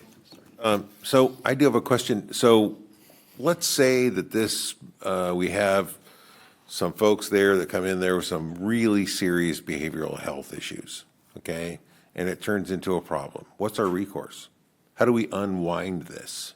I think the first thing I would start with is that we do assess individuals for what their needs are. We have case managers who do this work, who work with individuals who have behavioral health concerns and challenges. And we create a plan to help support them as they are and to help mitigate their concerns as they continue through services.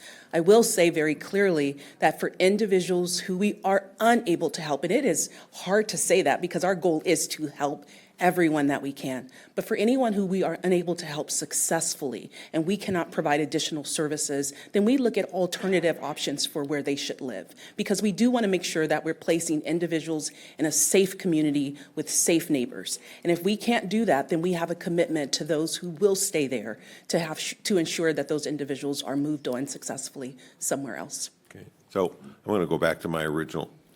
Was there something you needed, Amy? Did Portia have something to say? I was just going to acknowledge that Councilmember Middleton had requested to speak.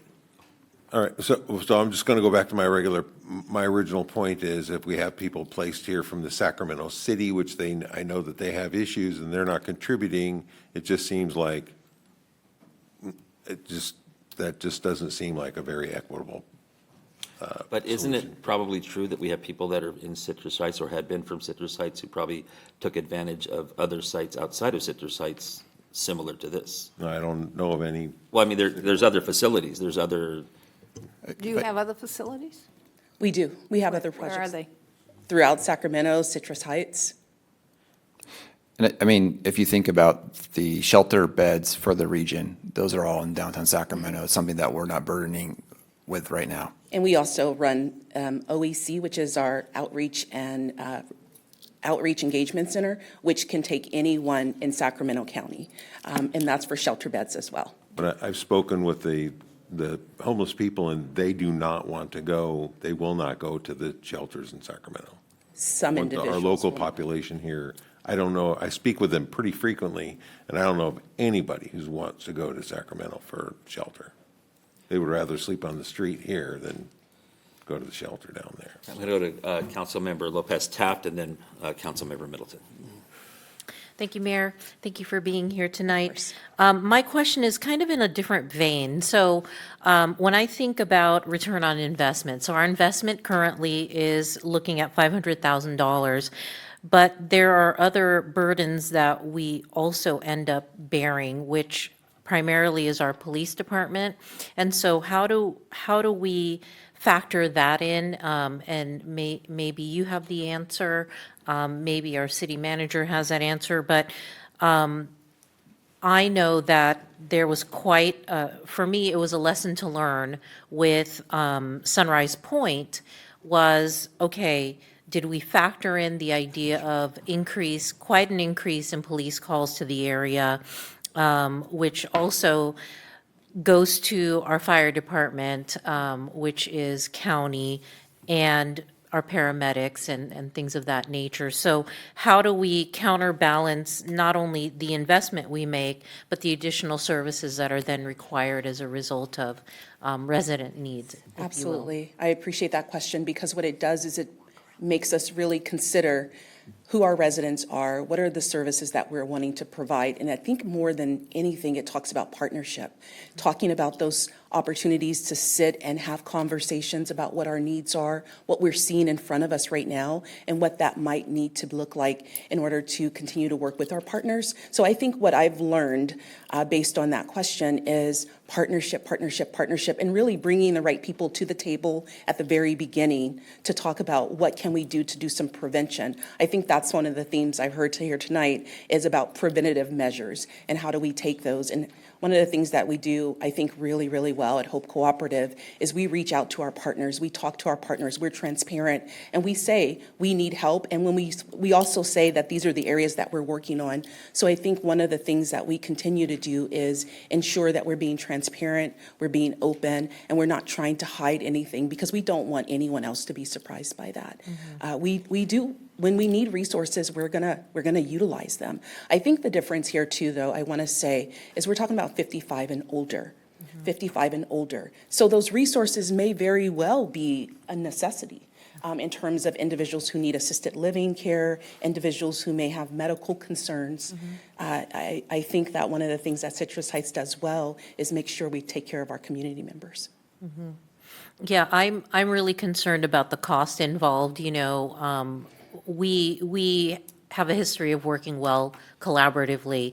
What we don't have in exchange for that being open and available is how then do we compensate for our, police force dedicating X number of hours, which translate to, for example, 2 FTE police officers that we as a city have to now compensate for as a result of 2 high-need locations. Right. I would say that I think a consideration is also to think about very different populations as well. And what does that look like? So I don't think that they're quite apples to apples. Okay. If I can add, I was fortunate to be able to do a ride-along with our beautification crew and PD department, and it was interesting. This site does have a number of continuing issues as it is today that the PDs continue to address. I think Nicole had the same experience. She did her ride-along, the same thing. So it is resulting in a significant call for service just based on the condition and lack of a full occupancy. So in talking to our police department, I think, they would agree that having this site fully occupied with people that are under getting services is going to be a better outcome and less impact on the community than its current state. I think for my own reassurance, I would like to see those comparisons. I don't know how PD does that, but I would love to hear what those numbers are, because we already know that we very much enjoy the level of service in our city for our police department. And every call, and it's not just singular calls. We've had residents come to our neighborhood association meetings from Sunrise Point, and that's very disturbing, the fact that we have an extraordinary number of calls, and we can track it because we have great reporting systems as well. So I would love to see some information for law enforcement calls. Councilmember Middleton. Thank you, Mayor. I think we're getting away from the real topic here, which is the fact that this was previously a 55 and over community. And if we do not do something to help these individuals, we will have more individuals who are on a fixed income who do have behavioral or mental health issues on the streets. And our goal here is to make sure that while we saw our last PIT count and we've had our counts from our local PD, that our numbers are low in the region for a reason. It's because we're proactive and we take these chances and make sure that we provide the housing and the services that are necessary. It's not going to be perfect. I recognize that. I come from working in this space myself as a deputy director previously for a housing nonprofit. However, when you do have services and you keep individuals from becoming homeless, it makes it a lot easier for them to maintain services and to make sure that they're not falling back into those old issues. It was already, like I said, a 55 and older community. I think we're just kind of trying to force things to fit into neat little baskets, and that's not what this is when it comes to our senior population and those who are on the cusp of becoming unhoused. So not really a question for the individual standing there today, but more of a comment of support and understanding. Is that it, Marshall? Yes, okay. Yeah, a couple questions. There's been a little bit of touch on what the special needs category might mean. Can you give us a little broader explanation of who might come here and be eligible to come here based on special needs? Absolutely. So when we talk about special needs, we're talking about individuals with disabilities, physical disabilities, some mental disabilities as well, mental capacity in terms of needs and support and services, individuals who may need case management, a person to help them with some functioning that some of us might take a little bit for granted because we just have that ability already. So individuals who may need a little bit more support, hand-holding to get them to the next level of success for themselves. And would it be reasonable to say that those with behavioral issues are people who are currently under control with medication, if you will, or some other way to deal with those behavioral issues so that they don't spill out into the community? So I want to. No, and I know nothing's perfect with that. Yeah, definitely. for sure. I want to remind us that we haven't leased this site up with us being a part of this development yet. So to say that, it means that we would be taking referrals in. And so I can't speak to how everyone or those 88 plus individuals may look. But what I will say is that some of those individuals will absolutely have behavioral health challenges, which is why we support them with case management. Some of them will be on medication. We would make sure that they're having medication management support in terms of their medical services, making sure that they're managed on the medication if they're prescribed as such. Now, I want to also say that we can't force anyone to do anything, but we will be by their sides helping them through those challenges that they may suffer. Okay, and is rent charged to these folks at all? So based on the services that the individual may receive, there's a portion of rent based on individuals who would be coming into the home. Okay, and then my memory is, and I might be wrong, that when we talked about Sunrise Point coming online and all that, that there was some sort of background check done on folks that would come to live there. Is there any kind of background check that happens here? Do they check for sex offenders? Do they do anything like that as they bring people into the community? So what I want to share is we're talking about coordinated access system. And so they do have documentation and certain things, criteria that they do check for. I don't do that part. So I want to say I can't answer all of those questions, but there is a criteria checklist to make sure that individuals the hope is that people can be housed successfully. Absolutely, but also we have a responsibility. Absolutely. To the community and the people that live here. There are specific criteria that individuals must meet to be placed in permanent supportive housing. And the age of 55, is that set in stone, or can it be raised to 60 or whatever? 55 is what we're saying for individuals, because there's a bigger, there's 28 individuals that can absolutely come into the property in terms of the separation. So you have 30 units for behavioral health, 30 units for adult protective services. And so what we're hoping for is 55. We're seeing a younger and younger community of our seniors who are needing support. It's our most vulnerable population right now as well. I think I understand and agree with that. But do you know, is your typical client a certain age? And is it, if you do know, is it above the 55 mark usually? It's typically 55 and plus, Okay. 55 and over. Okay. Any other questions or comments? Go ahead. I guess this is a question for Casey, probably. If you, where does the PLHA money normally go? What do we normally do with that money? We've allocated that for different things. At one point before, I believe, Nicole, correct me if I'm wrong, before Supervisor Sue Frost had helped us with the Community Health Works, that money was going to be using for that. You'll hear later tonight that we do have a source of money coming in that's a different pot of money. So we've kind of moved things around, I guess is the short answer, but generally it is restricted to housing-related services. So at one point we talked about using it for Sayonara for part of that, but that'll be covered by a different pot of money that's coming in now. So generally it's for housing, homeless-related services is what we've been allocating it for. Okay. Yeah, I'm going to say something about the money side of it. I don't really know that we need to be concerned about the level of money, and that might be a surprise for me to say, but we're talking about $500,000 in a much larger project, and so it's money that we have there, that we have there for this kind of thing, but where my concerns come in is not the money at all, it's the other issues and the impact on the community and some uncertainty.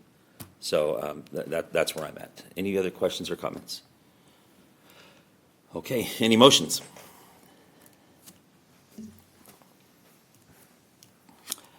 I would like to make a motion then. I think I'd like to see us continue this item for maybe 2 weeks to come back and maybe answer some of those questions and concerns that council members have expressed tonight. I'll second that. That's a motion to a motion.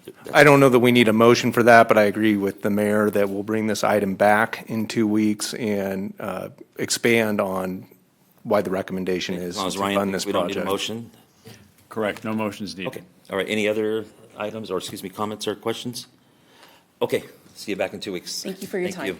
Thank you very much. Okay, next item, please.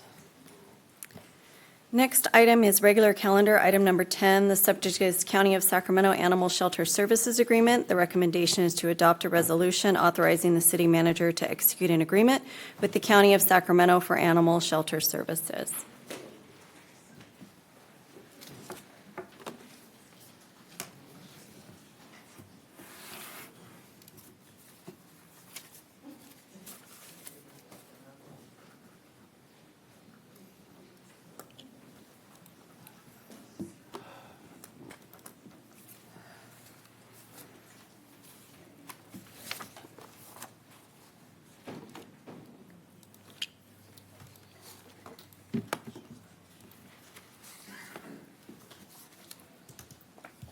All right, well, good evening, Mayor, Vice Mayor, and council members. Chris Fry, Special Services Division Commander with the Police Department. And with me this evening is one of our Police Services Managers, Tiffany Campbell. Tiffany currently oversees and manages our Records Unit, our Rental Housing Inspection Unit, our Code Enforcement Unit, and our Animal Services Unit. This evening, we're here to present for the council's consideration a recommendation to enter into a contract and to partner with the Bradshaw Animal Shelter in Sacramento County as the new animal shelter vendor for Citrus Heights. Now, to provide some background on how we got here this evening, back in March, we received notification from Placer County that they were no longer able to provide sheltering services for Citrus Heights beyond December of this year. Some of the stated reasons included a significant cost increase for sheltering, as well as an infrastructure and capacity challenges that they were facing. Placer also advised that they needed to limit services to allow for shelter availability to serve the citizens within their county. After receiving this information, our staff began researching all other regional sheltering alternatives, and with the exception of Bradshaw, All other regional shelters were unable to accommodate our needs due to similar capacity limitations. After several months of strategic planning meetings, a mutual beneficial partnership was established with the Bradshaw Animal Shelter. Tonight, we have two individuals with us who were key in forging this partnership. First, we have the director of the Bradshaw Animal Shelter, Annette Bedsworth. Annette has over 35 years of experience in public service, 15 of which she has worked as a director for animal services. Annette joined the Bradshaw Animal Shelter in February of 2022 and will be available this evening should the council have any specific questions pertaining to Bradshaw's facility. Next is the officer of the County 311 operations, Jason Taylor. Jason has over 15 years of experience as a regional director focused on operations and customer service-based practices. Jason joined the County 311 operations in February of 2023 and has led his team to be recognized as the #1 award-winning communications center in the United States. Jason will also be available for us this evening to answer any questions that the council may have specific to 311's facility. And to expand on the newfound partnership with Bradshaw, Manager Campbell. Thank you. Good evening, Council. Forming a dynamic and engaged team is a key component to the success of any partnership.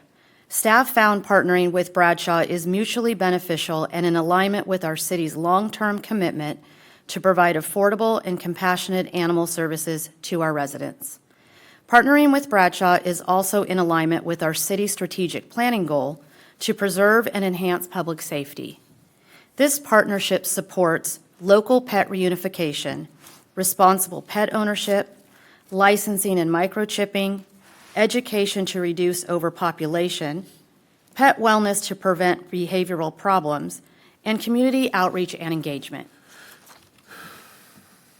An executed contract with Bradshaw offers multiple service enhancements to include access to local Sacramento County Animal Shelter, access to the county 24/7 customer call center known as 311 Connect, dispatch services for our dedicated Citrus Heights Animal Services officers, utilization of animal-specific software known as Chameleon that helps to facilitate pet reunification, full-service licensing of animals for city residents, on-site hospital with dedicated veterinarians 7 days a week for shelter animals, low-cost spay-neuter clinic, a pause mobile clinic services for pets owned by our unhoused individuals, community cat program by appointment, offering services directly next door to the shelter at the community spay-neuter clinic.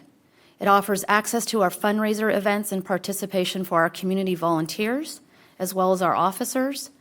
There is access to a drive-through microchip clinic. Low-cost and free vaccination clinics will be afforded to our city residents. And in the future, we're excited to say that we could be part of the 2025 Mobile Animal Sterilization Clinic, known as MASS. This partnership allows for all Citrus Heights residents to partake in all programs that the Bradshaw Sacramento County Animal Shelter offers to all county residents. So at this time, staff is recommending the City Council to adopt a resolution authorizing the city manager to execute a 5-year agreement with the Bradshaw Animal Shelter in Sacramento County to be effective on September 1st, 2024 through June 30th, 2029, with the option of renewing the agreement through July 1st of 2031. And at this time, staff welcomes any questions that the council may have. Any questions or comments for staff? Go ahead, Councilmember Schaefer. Thank you. Thank you very much for your hard work on this project here. And it's a huge undertaking. And from reading the staff report, I do get a sense that kind of all the shelters are having capacity issues. And the question I would have is, once we get into this agreement with them, what if they run into capacity issues? What if the Bradshaw Animal Shelter now has capacity issues where they're unable to meet our needs under this contract? So, and I want to make a statement beyond that, and that is, how did we get here? We got here because we weren't spaying and neutering our animals. That's really that's the only solution here where we can meet the capacity is if we step up the effort to spay and neuter these animals that we're having to shelter. So I think it's kind of smarter on the front end to spay and neuter as much as possible rather than on the back end worry about sheltering animals. So I realize that's more than a question, but what I would say is my concern is how do we ensure that they're going to be able to fulfill this contract that we suddenly everybody's out of capacity, and how do we make sure that we're not going to run into the same problem again in 6 months? Thank you for that question. I will answer it, and I will also ask that we save part of that question for the director who runs that shelter operation, because you are correct, all shelters across the United States are facing capacity issues. It first begins with licensing your pets. And one of the most important things is licensing and chipping. And a dedicated software at this particular shelter that we did not have access to before, and we will now, populates that database so that we could return those pets to owners. That is extremely helpful. The other thing that we have to help this population issue is when the animal is brought into the Bradshaw shelter, in intake, it is chipped. And that is really a tremendous thing in this day and age, because we do want those pets, of course, to be adopted, and then those pets themselves are in the database, if you will. The best way that I could explain this database is in a DMV situation, we understand that DMVs keeps track of plates and cars and where those belong. And this particular partnership affords the opportunity to utilize dedicated animal software that keeps track of the animal and where it lives. So that's first, foremost, and primary, is access to licensing and chipping. The second piece to that is, of course, spay and neuter, and having access and the programs and the staff at a shelter in our county to help us facilitate the programs themselves and the staffing inside the shelter to help spay and neuter these pets. Any shelter pet that we bring into Bradshaw is spay and neutered. That in itself is a tremendous increase for us. Regarding spay and neutering in general, that is a huge undertaking for any community and in any city, and with capacity issues, and of course, there's multiple programs and ways to do that. Pet unification is always the best. So in that particular part, when we get to, with your permission, I would like to wait to save on the capacity issue directly for Director Bedsworth, because I'm confident that she has the answer for that for us. Absolutely. Perfect. Thank you. Any other questions or comments right now? I have tons of questions. Oh, tons. Right now, or you want to wait? Ask Mary Jane and Portia first. Okay. I'll wait. No questions? Did Portia act as if, or excuse me, say that she had any questions? Okay. Just real quick, did you say every pet that goes to the animal shelter is spayed and neutered? Yes. Director Bedsworth, would you like to join us at the podium? Thank you. Would that meet the council's pleasure? So I'll start with that question. Somebody finds my dog, I don't have a dog, somebody finds my dog and takes it to the animal shelter. You're going to spay or neuter my dog before I can get it back? Good evening, Mayor and Council. My name is Annette Bedsworth, and I am the Director of Sacramento County Animal Services.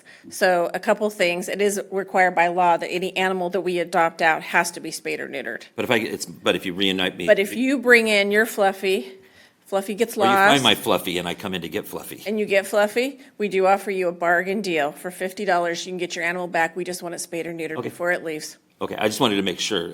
We waive all other fees. Mandatory. It is. Spay and neuter is the game. $50, they're spayed and neutered? Or do they have to pay for this? That's our bargaining. You pay me $50, I'm going to spay your animal, and we'll waive all the other fees to get it reclaimed. Very And nice. it works. Very nice. But it's optional.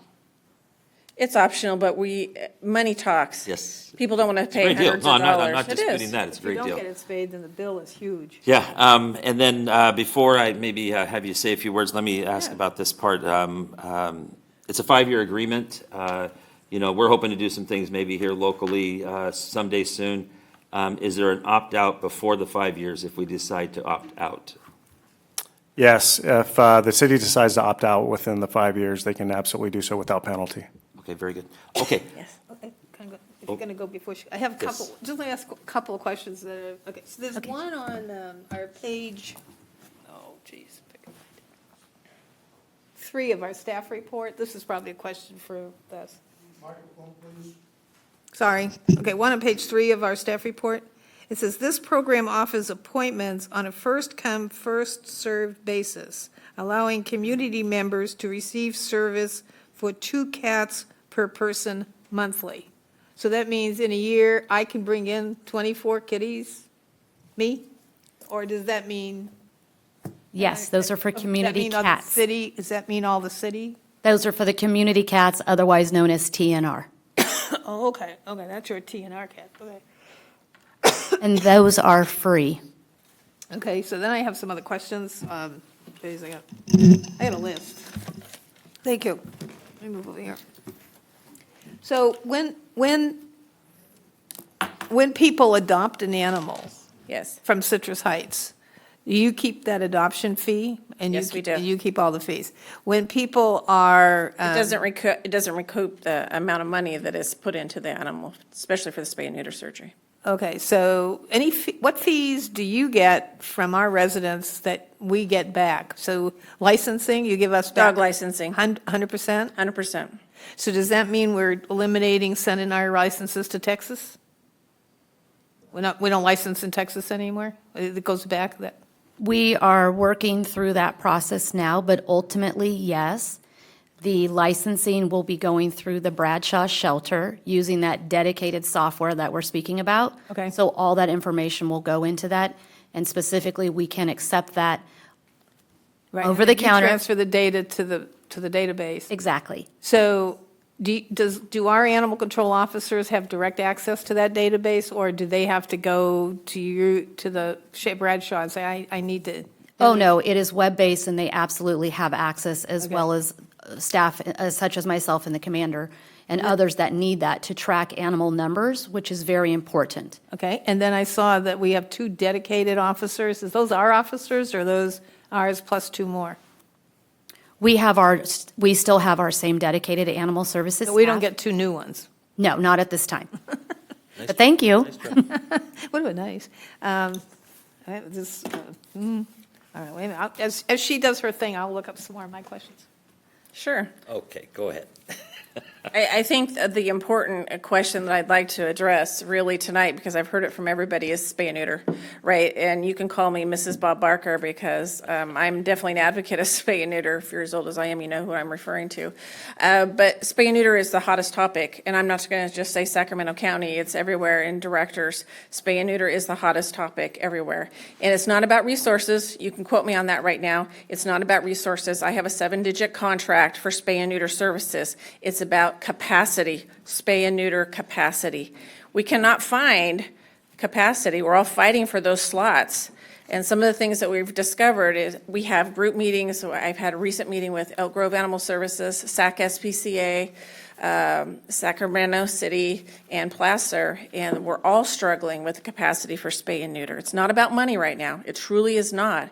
I have a contract with Nextdoor, as she mentioned earlier, about you can spay and neuter your community cats at no cost, but also those appointments are limited. I don't get the full amount of what we're paying for in the contract because they don't have veterinarians who can perform these services. Most veterinarians, there's a shortage of veterinarians nationwide right now. In case most people don't know that, there's a shortage of veterinarians. We are very honored, and knock on wood, that I have 3 full-time veterinarians. Elk Grove just hired one. They hadn't had one in months. So they're struggling because, as you can imagine, every animal we adopt out, cat and dog, legally has to be spayed or neutered to be adopted. How many surgeries do you do a day with 3 vets? 3 vets? You said you have 3 veterinarians? Yes, we do. How many surgeries? Each vet usually does about 20 spay and neuter surgeries that are in the shelter. Our third vet is a newer vet, and she's going out and serving the homeless community. And that was given to us by a grant. But high quality, high spay and neuter is definitely in demand. And we're looking for that anywhere we can go. And right now we have a contract with SAC SPCA, same thing. Annette, we're going to have to limit your surgeries this week because I don't have the veterinarian capacity to serve you. So spay and neuter is very, very difficult. The good news is that they just got, the legislature approved a program for that new technique that's going to put them on an assembly line and get them through. So I used to be a spay-neuter veterinarian, Very good. So I kind of compassionate towards the job. But I don't think I ever got to 20 a day was pushing it, it's like. Yeah, they can do upwards of 50 cats a day if they're really good. Oh, cats, well, But pregnant what's dogs. significant in the things that we're trying to do to move forward to increase our spay and neuter, I did receive some funding to expand the size of our hospital because we have a beautiful, huge shelter, but our hospital is very small. And when you're trying to do multiple animals, you need a bigger space. So that is coming in 2025. We also were able to secure a grant this past year through the ARPA fund that secured that funding to serve the homeless people because believe it or not, they do care for their animals and they do want them spayed or neutered. We have a veterinarian that is dedicated to that. It's called PAWS, and we have a mobile spay-neuter unit that will also be accessible to you. She's already been told. She's very excited to come and serve this community of Citrus Heights. We also have increased the dollar amount looking at trying to get contract veterinarians to come and help us with services for spay and neuter, and I just increased their contract to $180 an hour, and we're looking for veterinarians to fill that role, and that'll commence at the end of this year. But again, they have to have those abilities to spay and neuter. That's very critical for us. So spay and neuter is the answer, but again, it's not about resources right now. It's finding veterinarians who will spay and neuter. One of the other grants that we got, you've heard, it's very, very popular, is the MASH style spay and neuter clinic. It's like the hottest thing. In fact, this morning we just released appointments for the September clinic. I had to really fight for that money that we got for the MASH spay and neuter clinic because I had to call local veterinarians in Sacramento County, and I called over a dozen. A lot of your veterinarians are not even performing spay and neuter. We just kind of take that for granted as a community that they're spay and neutering. They're not. They are so overwhelmed with just trying to treat our sick animals. They don't have time to spay and neuter. More than half of the veterinarians I spoke to don't even perform spay and neuter services because they're so busy and so overwhelmed. A lot of your 24-hour clinics are shutting down. There's only a few in Sacramento County that we can utilize because of the overwhelming of animals. Because during COVID, everybody got pets, right? And they're not owner surrendering them like you hear rumors, but they need treatment. Animals need treatment. So you have an over and abundance of animals out there that are trying to get through veterinarians. So again, it's not about resources, it's about finding veterinarians. So I hear people's complaints all day long, and I'm just letting you know we're trying to work together. I had a lady call me in South Sac. She's like, Annette, can you give me 20 appointments? I go, I'm struggling for appointments. I have 800 cats in foster care right now, 800 to save lives. And I'm paying a clinic time and a half prices so that I can get 80 cats in on a Saturday. And that is only going to make a small dent. And the focus is always you got to spay and neuter them because, as we know, cats will start reproducing at a short time period. So you're keeping them in foster homes and you're trying to work through this spay and neuter. We're pretty fortunate that in the Sacramento County we do have a huge foster base that wants to save cats. So that helps us a lot. And we also have a huge adoption rate for cats here, very successful. We do have, last month we had a record-breaking, we adopted out 863 pets last month alone. So we do have people that do come and adopt dogs and cats. And to your question earlier about capacity, let me just tell you that was the number one question in my mind when Citrus Heights approached us on this because we are all struggling with capacity. It's something I deal with each and every day. And it's a way of when that question or that challenge, I consider it a challenge, it's like, we're going to figure this out because we've got to start doing things differently. That's the only way we're going to overcome this. And your capacity, your limit of intake was like 500 animals average. And I'm like, okay, really think about that. That's only average 1 to 2 animals per day over a year's time frame. We got to start thinking differently how to get these animals out so we don't consistently run into this capacity issue. So I will just tell you for an example, approximately a year ago when we had all the flooding that happened, and it was in January, and January is usually a very slow month for us in animal sheltering. Cats and dogs are not usually reproducing, they're staying home quiet, and it's a calm month. But with the flooding, our shelter was over capacity by 60%. It was crazy. So we thought, how do we get these animals out and get them out alive? Because that's ultimately our goal. And we were able to. We just thought of something different. We started holding like late night adoption events and publicized it. We started staying open until Saturday nights until 9 p.m. and really promoting that. And it worked. We were able to get 60 animals out a day when we started hosting some of those events. Some other things that are coming down the pipeline this next year, there's a lot of new things, and they're new. So, I don't know if they're going to work or not, but we have to try something new. Because the naysayers were out there and they're like, what do you think you're doing taking on Citrus Heights and bringing on more animals to your shelter? I'm like, we're going to figure this out because we are very, very good. And so one of the other, I want to share one of the other new things that we're doing is I looked at the numbers recently because at the previous shelter I worked at and ran, we had a very high success rate, but the number one adopters resided outside of my county. They came from the Bay Area, they came from the South, they came from Sacramento, number one adoptions. Here, when I just recently looked at the numbers, like last month, 99.5% of our adopters come from Sacramento County. So why am I continuously marketing my same area? Because if you live in the Bay Area and you fall in with Fluffy, you're going to drive an hour to adopt that pet for me. So I have some marketing ideas that I have, thank goodness, a great full-time PIO, a public information officer dedicated to animal services, and we're talking about some new strategy and how to attract those new adopters outside of Sacramento County to help with some of that capacity issue. So to follow up on that, so you mentioned that January is a fairly slow month for you. What months are really busy for the sheltering? Every month after that. Oh, every- And especially the summer is bad if most people don't understand, but it's cat season is what we call it, and cats multiply So we're fast, very quickly. I think we're primarily talking about $500 dogs a year or so. I think 500 that's dogs the and number- cats. That's the number I've kind of heard. I haven't really heard a cat number, only kind of a dog It was number. total 500 dogs and cats together. Oh, 500 dogs and cats Mhm. total. Okay, It's doable. okay. We're going to make it work. We have lots of great programs that are lined up and ready to go this next year, and I'm very excited about what the future holds. And I think this is a great partnership. I think it's great for the community of Citrus Heights. I think it's great for the pets, and that's what we're all here for. So what do you do when you're at capacity and you don't have any more kennels or anything like that? How do you manage that? Do you just call up and say, hey, Citrus Heights, sorry, don't bring us any more animals. No. We don't have any room. How do you manage that piece? I don't believe in doing that. Okay. We get very creative because the public needs our services. We get very creative in the fact that dogs we will take in no matter what. So a lot of times with dogs we have to pair up because kennels are really supposed to only hold one dog, but we'll pair them up and we'll get them out and we come up with some creative adoption strategies.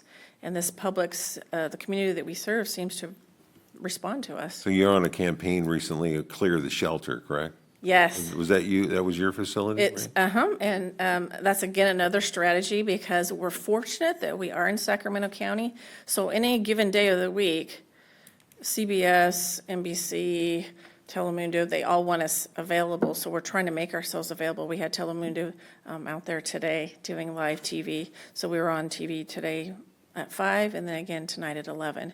But it's really accessing those resources that are made available to us and really promoting as Bradshaw is the animal shelter that you should be coming to for services and coming to adopt. That's what we want everybody to be thinking. And that's the reputation that we're going to throw out there and really start marketing. Thank you. That's all the questions I had, Mayor. Go ahead. 3 questions. Do you still print Heartline? The magazine Heartline used to be a little flyer that the shelter put out. Okay. Yeah. Used to be like an informational, and I think Placer County, okay, forget that. So we agree, and I'm really excited that you're taking us on. Okay, so I'll preface it with that. We really do agree that the first issue is really microchipping and licensing. And so, we hope to do lots of microchipping. We're offering free microchipping in Citrus Heights. Hopefully, we can't force to license, but we can encourage licensing, because that's where your capacity, if you can bring we had the Calgary model that we studied when we looked at our animal services about 10, 15 years ago. We had a whole community, we call it committee, that looked at all the animal services. We invited the guy from Calgary here. He told us all about his stuff. And so it's like, license your dog, it's his ticket home. So if he gets out, our officer will bring him home. The first ride's free. After that, it's here's your dog, here's your ticket. So, but they never have to go down to the shelter. They're delivered, and Calgary is big. It's a lot more square miles than Citrus Heights. So that was one, is that they never get there. And so my second question then becomes, of relinquished animals that are adoptable, I know the problem, because I'm a veterinarian, and over the years, when people wanted to adopt, and they would go to the shelter, it's pit bull, pit bull, pit bull, pit bull. And all of the, if somebody says, I'd really like to find a Dobie, or I'd really like to find it, they're not there. And because rescue groups were coming and sucking them up. Again, this is just a problem. I don't know that it's still there. But the rescue groups, the Dobie rescues or Great Pyrenees rescue lady would come, and they just suck all those breeds up. And then when you go to the front desk and say, I want a Dobie, I'll refer you to Dobie Rescue. So then you go to Dobie Rescue. Now, they have a whole new set of criteria of who's eligible for adoption. If you have a cat in the house, I'm sorry, you can't adopt this dog because us dogs don't like cats. So it's these people set different criteria than you would have if that dog was in your location. So I'm just wondering what the adoption policies are when you get, you get tempted to do that with rescue groups because you're overcrowded. And so all the dachshunds would go over here and all the chihuahuas go over here. That's not the situation in this day and age. And to be quite honest with you, about 30% of the dogs that come to shelters, including our own at Bradshaw, are purebred dogs. But those are the dogs that are not just sitting. So if you casually decide you're going to go adopt a Fluffy today and you're just walking in, those dogs are going to be gone because we have a line at the door. It's first come, first serve, and we promote what animals are becoming available on the website so people know, and we open at noon. There's already a line at 6 a.m. Don't you have fosters to take a lot of your dogs in until they're adoptable, and then they bring them out to mobile adoption events? Sure, but our goal is to adopt them out, so as soon as they become available, and there's no problem with that, because anything that's highly adoptable gets adopted the very first day that it becomes available. Rescues are eligible to take animals from us after they've been made available for adoption to the public a day later. A day later. We always make them available to the public first. And are all the adoptable animals on your website? Yes. Okay. Oh, yes. Oh, yes. And we're very interactive. In fact, on Tuesday night, I am very interactive and communicative. We invited all the rescue groups to a team meeting. I need to hear what's going on out there from all the rescues. And then I also meet with the lost and found administrators on social media throughout this county. And now I've got 2 other county lost and found administrators who have joined our group. And they're the boots on the ground, and they tell me what's going on out there. So we do listen to what the community has to say. Thank you.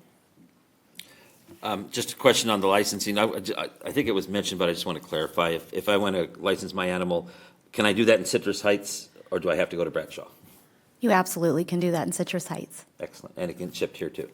Yes. Okay, that's good. Well, I'll just tell you that our process is going to change for Bradshaw because hopefully we'll get Citrus Heights on there. But I just completed an RFP for a dog license because we need to do something more effective and an easier and simpler model for people who want to be able to license their dogs from home.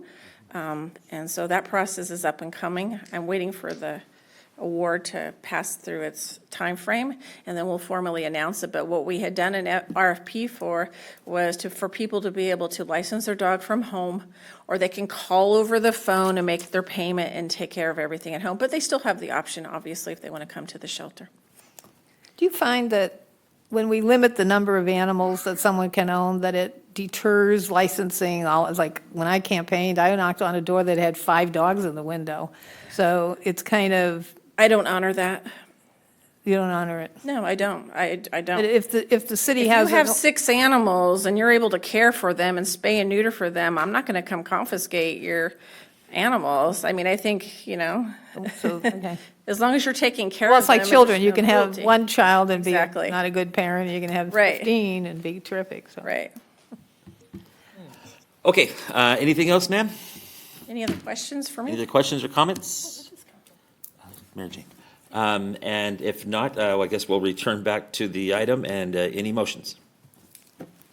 I move approval of Resolution 2024, resolution of the City of Citrus Heights, California, authorizing city manager to execute a 5-year agreement with the Bradshaw Animal Shelter in Sacramento County to be effective and commence on September 1, 2024 through June 30, 2029, with the option of renewing the agreement through July 1, 2031. I should live so long. There you go. I'll second that. Okay, it's been moved by Vice Mayor Karpinski-Koska and seconded by Councilmember Schaefer. Any questions or comments to the motion? Hearing none, roll call, please. Councilmember Lopez Taff? Yes. Councilmember Middleton? Yes. Councilmember Schaefer? Yes. Vice Mayor Karpinski-Costa? Absolutely, yes. And Mayor Daniels? Aye. Next item, please. Next item is regular calendar, item number 11. The subject is Sunrise Boulevard's resurfacing project, award of construction contract. The recommendation is to adopt a resolution authorizing the city manager to execute an agreement with VSS International for the Sunrise Boulevard resurfacing project, and finding the project is exempt from the California Environmental Quality Act under Section 15301. Good evening, Mayor, Vice Mayor, and council members. Regina Cave, General Services Director. I will do my best to keep this brief. This item would typically fall under the consent calendar. However, we felt it is kind of monumental, so we wanted to make sure that we talk through the project, let the council and the public know what to expect, and be available for any questions that you may have. So this project was an expedited project. It was not part of the original pavement preservation plan that we had taken to council last December. We had some questions, concerns, not sure what our timing would be with some of our other high priority projects, such as Auburn Boulevard Complete Streets, San Juan Phase 1, which is under construction, and the Dewey Van Maren resurfacing project. But things have changed a little bit since last December with some of our projects that got pushed out a little bit and have potentially provided a little opportunity for us to do some quick reinvestment of the Sunrise Boulevard corridor, focusing in the area of the Sunrise Marketplace PBID. So in July, we put a project out. It took us about maybe 4 weeks to quickly design this project because the infrastructure that we have out there still has some really good bones and didn't need a full reconstruction. We've also done all of the necessary ADA improvements over the years. We were able to expedite a project as a resurfacing. This is not a repaving, which is why I want to explain the project. This is a resurfacing of the Sunrise Boulevard corridor. So the project will be Sunrise Boulevard from Greenback Lane to Madison Avenue. It will encompass the north crosswalk at Madison Avenue to the south crosswalk at Greenback Lane. So it will not encompass those two major intersections, but it will encompass the corridor. We also added Macy Plaza from Sunrise Boulevard to Birdcage, and the total is approximately 6,200 linear feet and 1.17 miles between both streets. So the existing conditions, as I said, there's still good bones out there. It looks like, the pavement is poor just because you see cracks, but when you look at the foundation, there's minimal base repairs necessary on this project. I think it's about 18 to 19,000 square feet, which isn't a lot when you're talking 475,000 square feet of asphalt. So the planned improvements, we do have, again, some mill and fill to address the identified base failures. We will have some minor edge grinding, which is basically right along your gutter line, just to make sure that we don't have any additional lift along that area. It will be a full road resurfacing with a 3-layer treatment. So again, we are not grinding the entire roadway and repaving. We are doing a 3-layer chip seal. We will be refreshing the crosswalks with colored brick patterns, and then restriping, of course, all of the lanes, the crosswalks, and the pavement legends. So this is just a picture of a project that has been done elsewhere utilizing the same application. That first layer applies that type 3 microsurfacing with a high polymer content. This helps to fill in a lot of those cracks, get the road leveled off, and provides that even surface for the next application. Then the second layer comes in, and it's a polymer modified asphalt rubber chip, so basically rock chips that have been coated with polymer material. It's a strength layer, provides a 3/8 inch coarse level to the roadway, and then it will complete that seal, so it gets basically compressed into that first layer. And then that third layer will come in and microseal on top with a type 2 microsurfacing. That will finish off the surface. It goes down a brown color. It does dry to a black asphalt. Improves the ride quality, and then basically encapsulates your entire chip layer. So that polymer adds not only the flexibility of the material that you're driving on, but also a water sealant as well. The project schedule, because it is a major corridor, we look to do two-lane closures at a time. It will be night work primarily from 8 p.m. to 5:30 a.m. We will allow some flexibility in terms of any elements of the project that can be done during the day with only closing one lane at a time. However, the 3-layer application will be done at nighttime. We do need to be flexible because we are starting this relatively late in the season. While it feels warm now, the night temperatures do tend to drop, sometimes a little bit cooler than what is optimum for this type of a project, so we will have to maintain flexibility. The number one priority for me at this time, and not only with the project kicking off, would be the base repairs to get us at least through the storm season. So like I said, we will need to be flexible. If we can't meet the timeline of delivering the full project this year, we will be teed up to be able to resume as soon as weather provides for those opportunities in the spring. And then we will maintain communication with the Sunrise Marketplace PBID and any adjacent impacted residents. I did reach out to Ms. Kathy Lynn Carpenter while the project was still in inception before we put it out to bid, let her know that this project was coming and that we would be working through her to make sure that we have all of the property owners and businesses informed. I do have my partner here, Mr. Scott Dimitrov with Pavement Aces, here in the audience if you have any technical questions regarding this type of a project. Scott also lives here in Citrus Heights, so he has a vested interest in ensuring that this project does get delivered and has helped us actually through the pavement preservation plan that came to council last December and has helped provide consultant services for the Dewey Van Maren project as well. All right, thank you so much. Any questions or comments? Vice Mayor Karpinski-Costa. Where's the toll booth? Yeah. Madison Avenue, and we'll put up one up in Roseville coming into the city. Welcome back from vacation. We missed you. Oh, well, thank you. So I'd like to make a motion. Oh, I didn't finish my questions. Oh, come on. Besides the toll booth. There's more questions. Oh, I got questions too. I got lots of questions. Okay, so this, here's my question, okay, and it's great you're going to do this. The crosswalks, okay, have you seen those crosswalks that kind of light up in the surface, on the street and at night or whatever, that you can see in the dark, that people aren't getting run over or whatever, worser? Correct.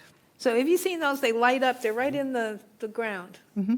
We have seen them. We do not have that budgeted for this type of a project. This project was to be able to do minimal electrical, minimal invasive work out there, get the road You're doing 3 resurfaced. layers, that's not cheap, so.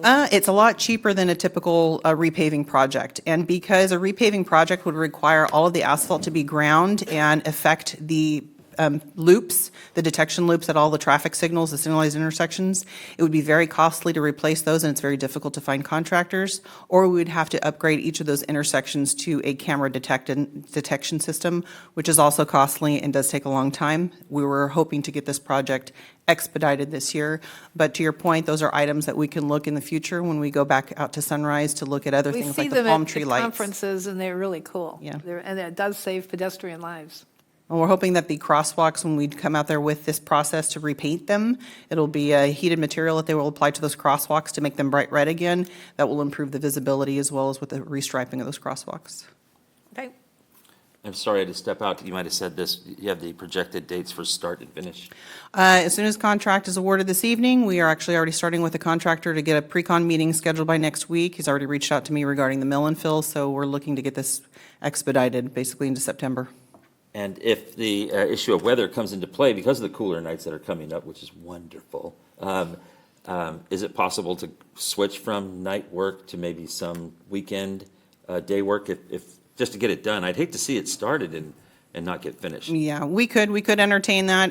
It's just a dialogue conversation we have between the city manager and also the businesses out there. Obviously, any impacts to the traffic along Sunrise Boulevard during the day, prime hours of the business operations of the PBID, could be a little bit difficult, but we're more than welcome to entertain You said that. Scott lives here in Citrus Heights, so we'll need his address and stuff to make sure. Yes, and he will be there with our night paving operations to ensure that the product is applied correctly and ensures an optimum final product. Great, excellent. Any questions or comments? Mr. Schaefer, would you like to make a motion? I'd love to make a motion. I move that Resolution 2024, Resolution of the City Council of the City of Citrus Heights, California, authorizing city manager to execute an agreement with VSS International for the Sunrise Boulevard resurfacing project and finding the project an exempt from the California Environmental Quality Act under Section 15301. Second. It's been moved by Councilmember Schaefer and seconded by Councilmember Lopez Tap. Any questions or comments for the motion? Hearing none. Roll call vote, please. Councilmember Lopez Taff. Yes. Councilmember Middleton.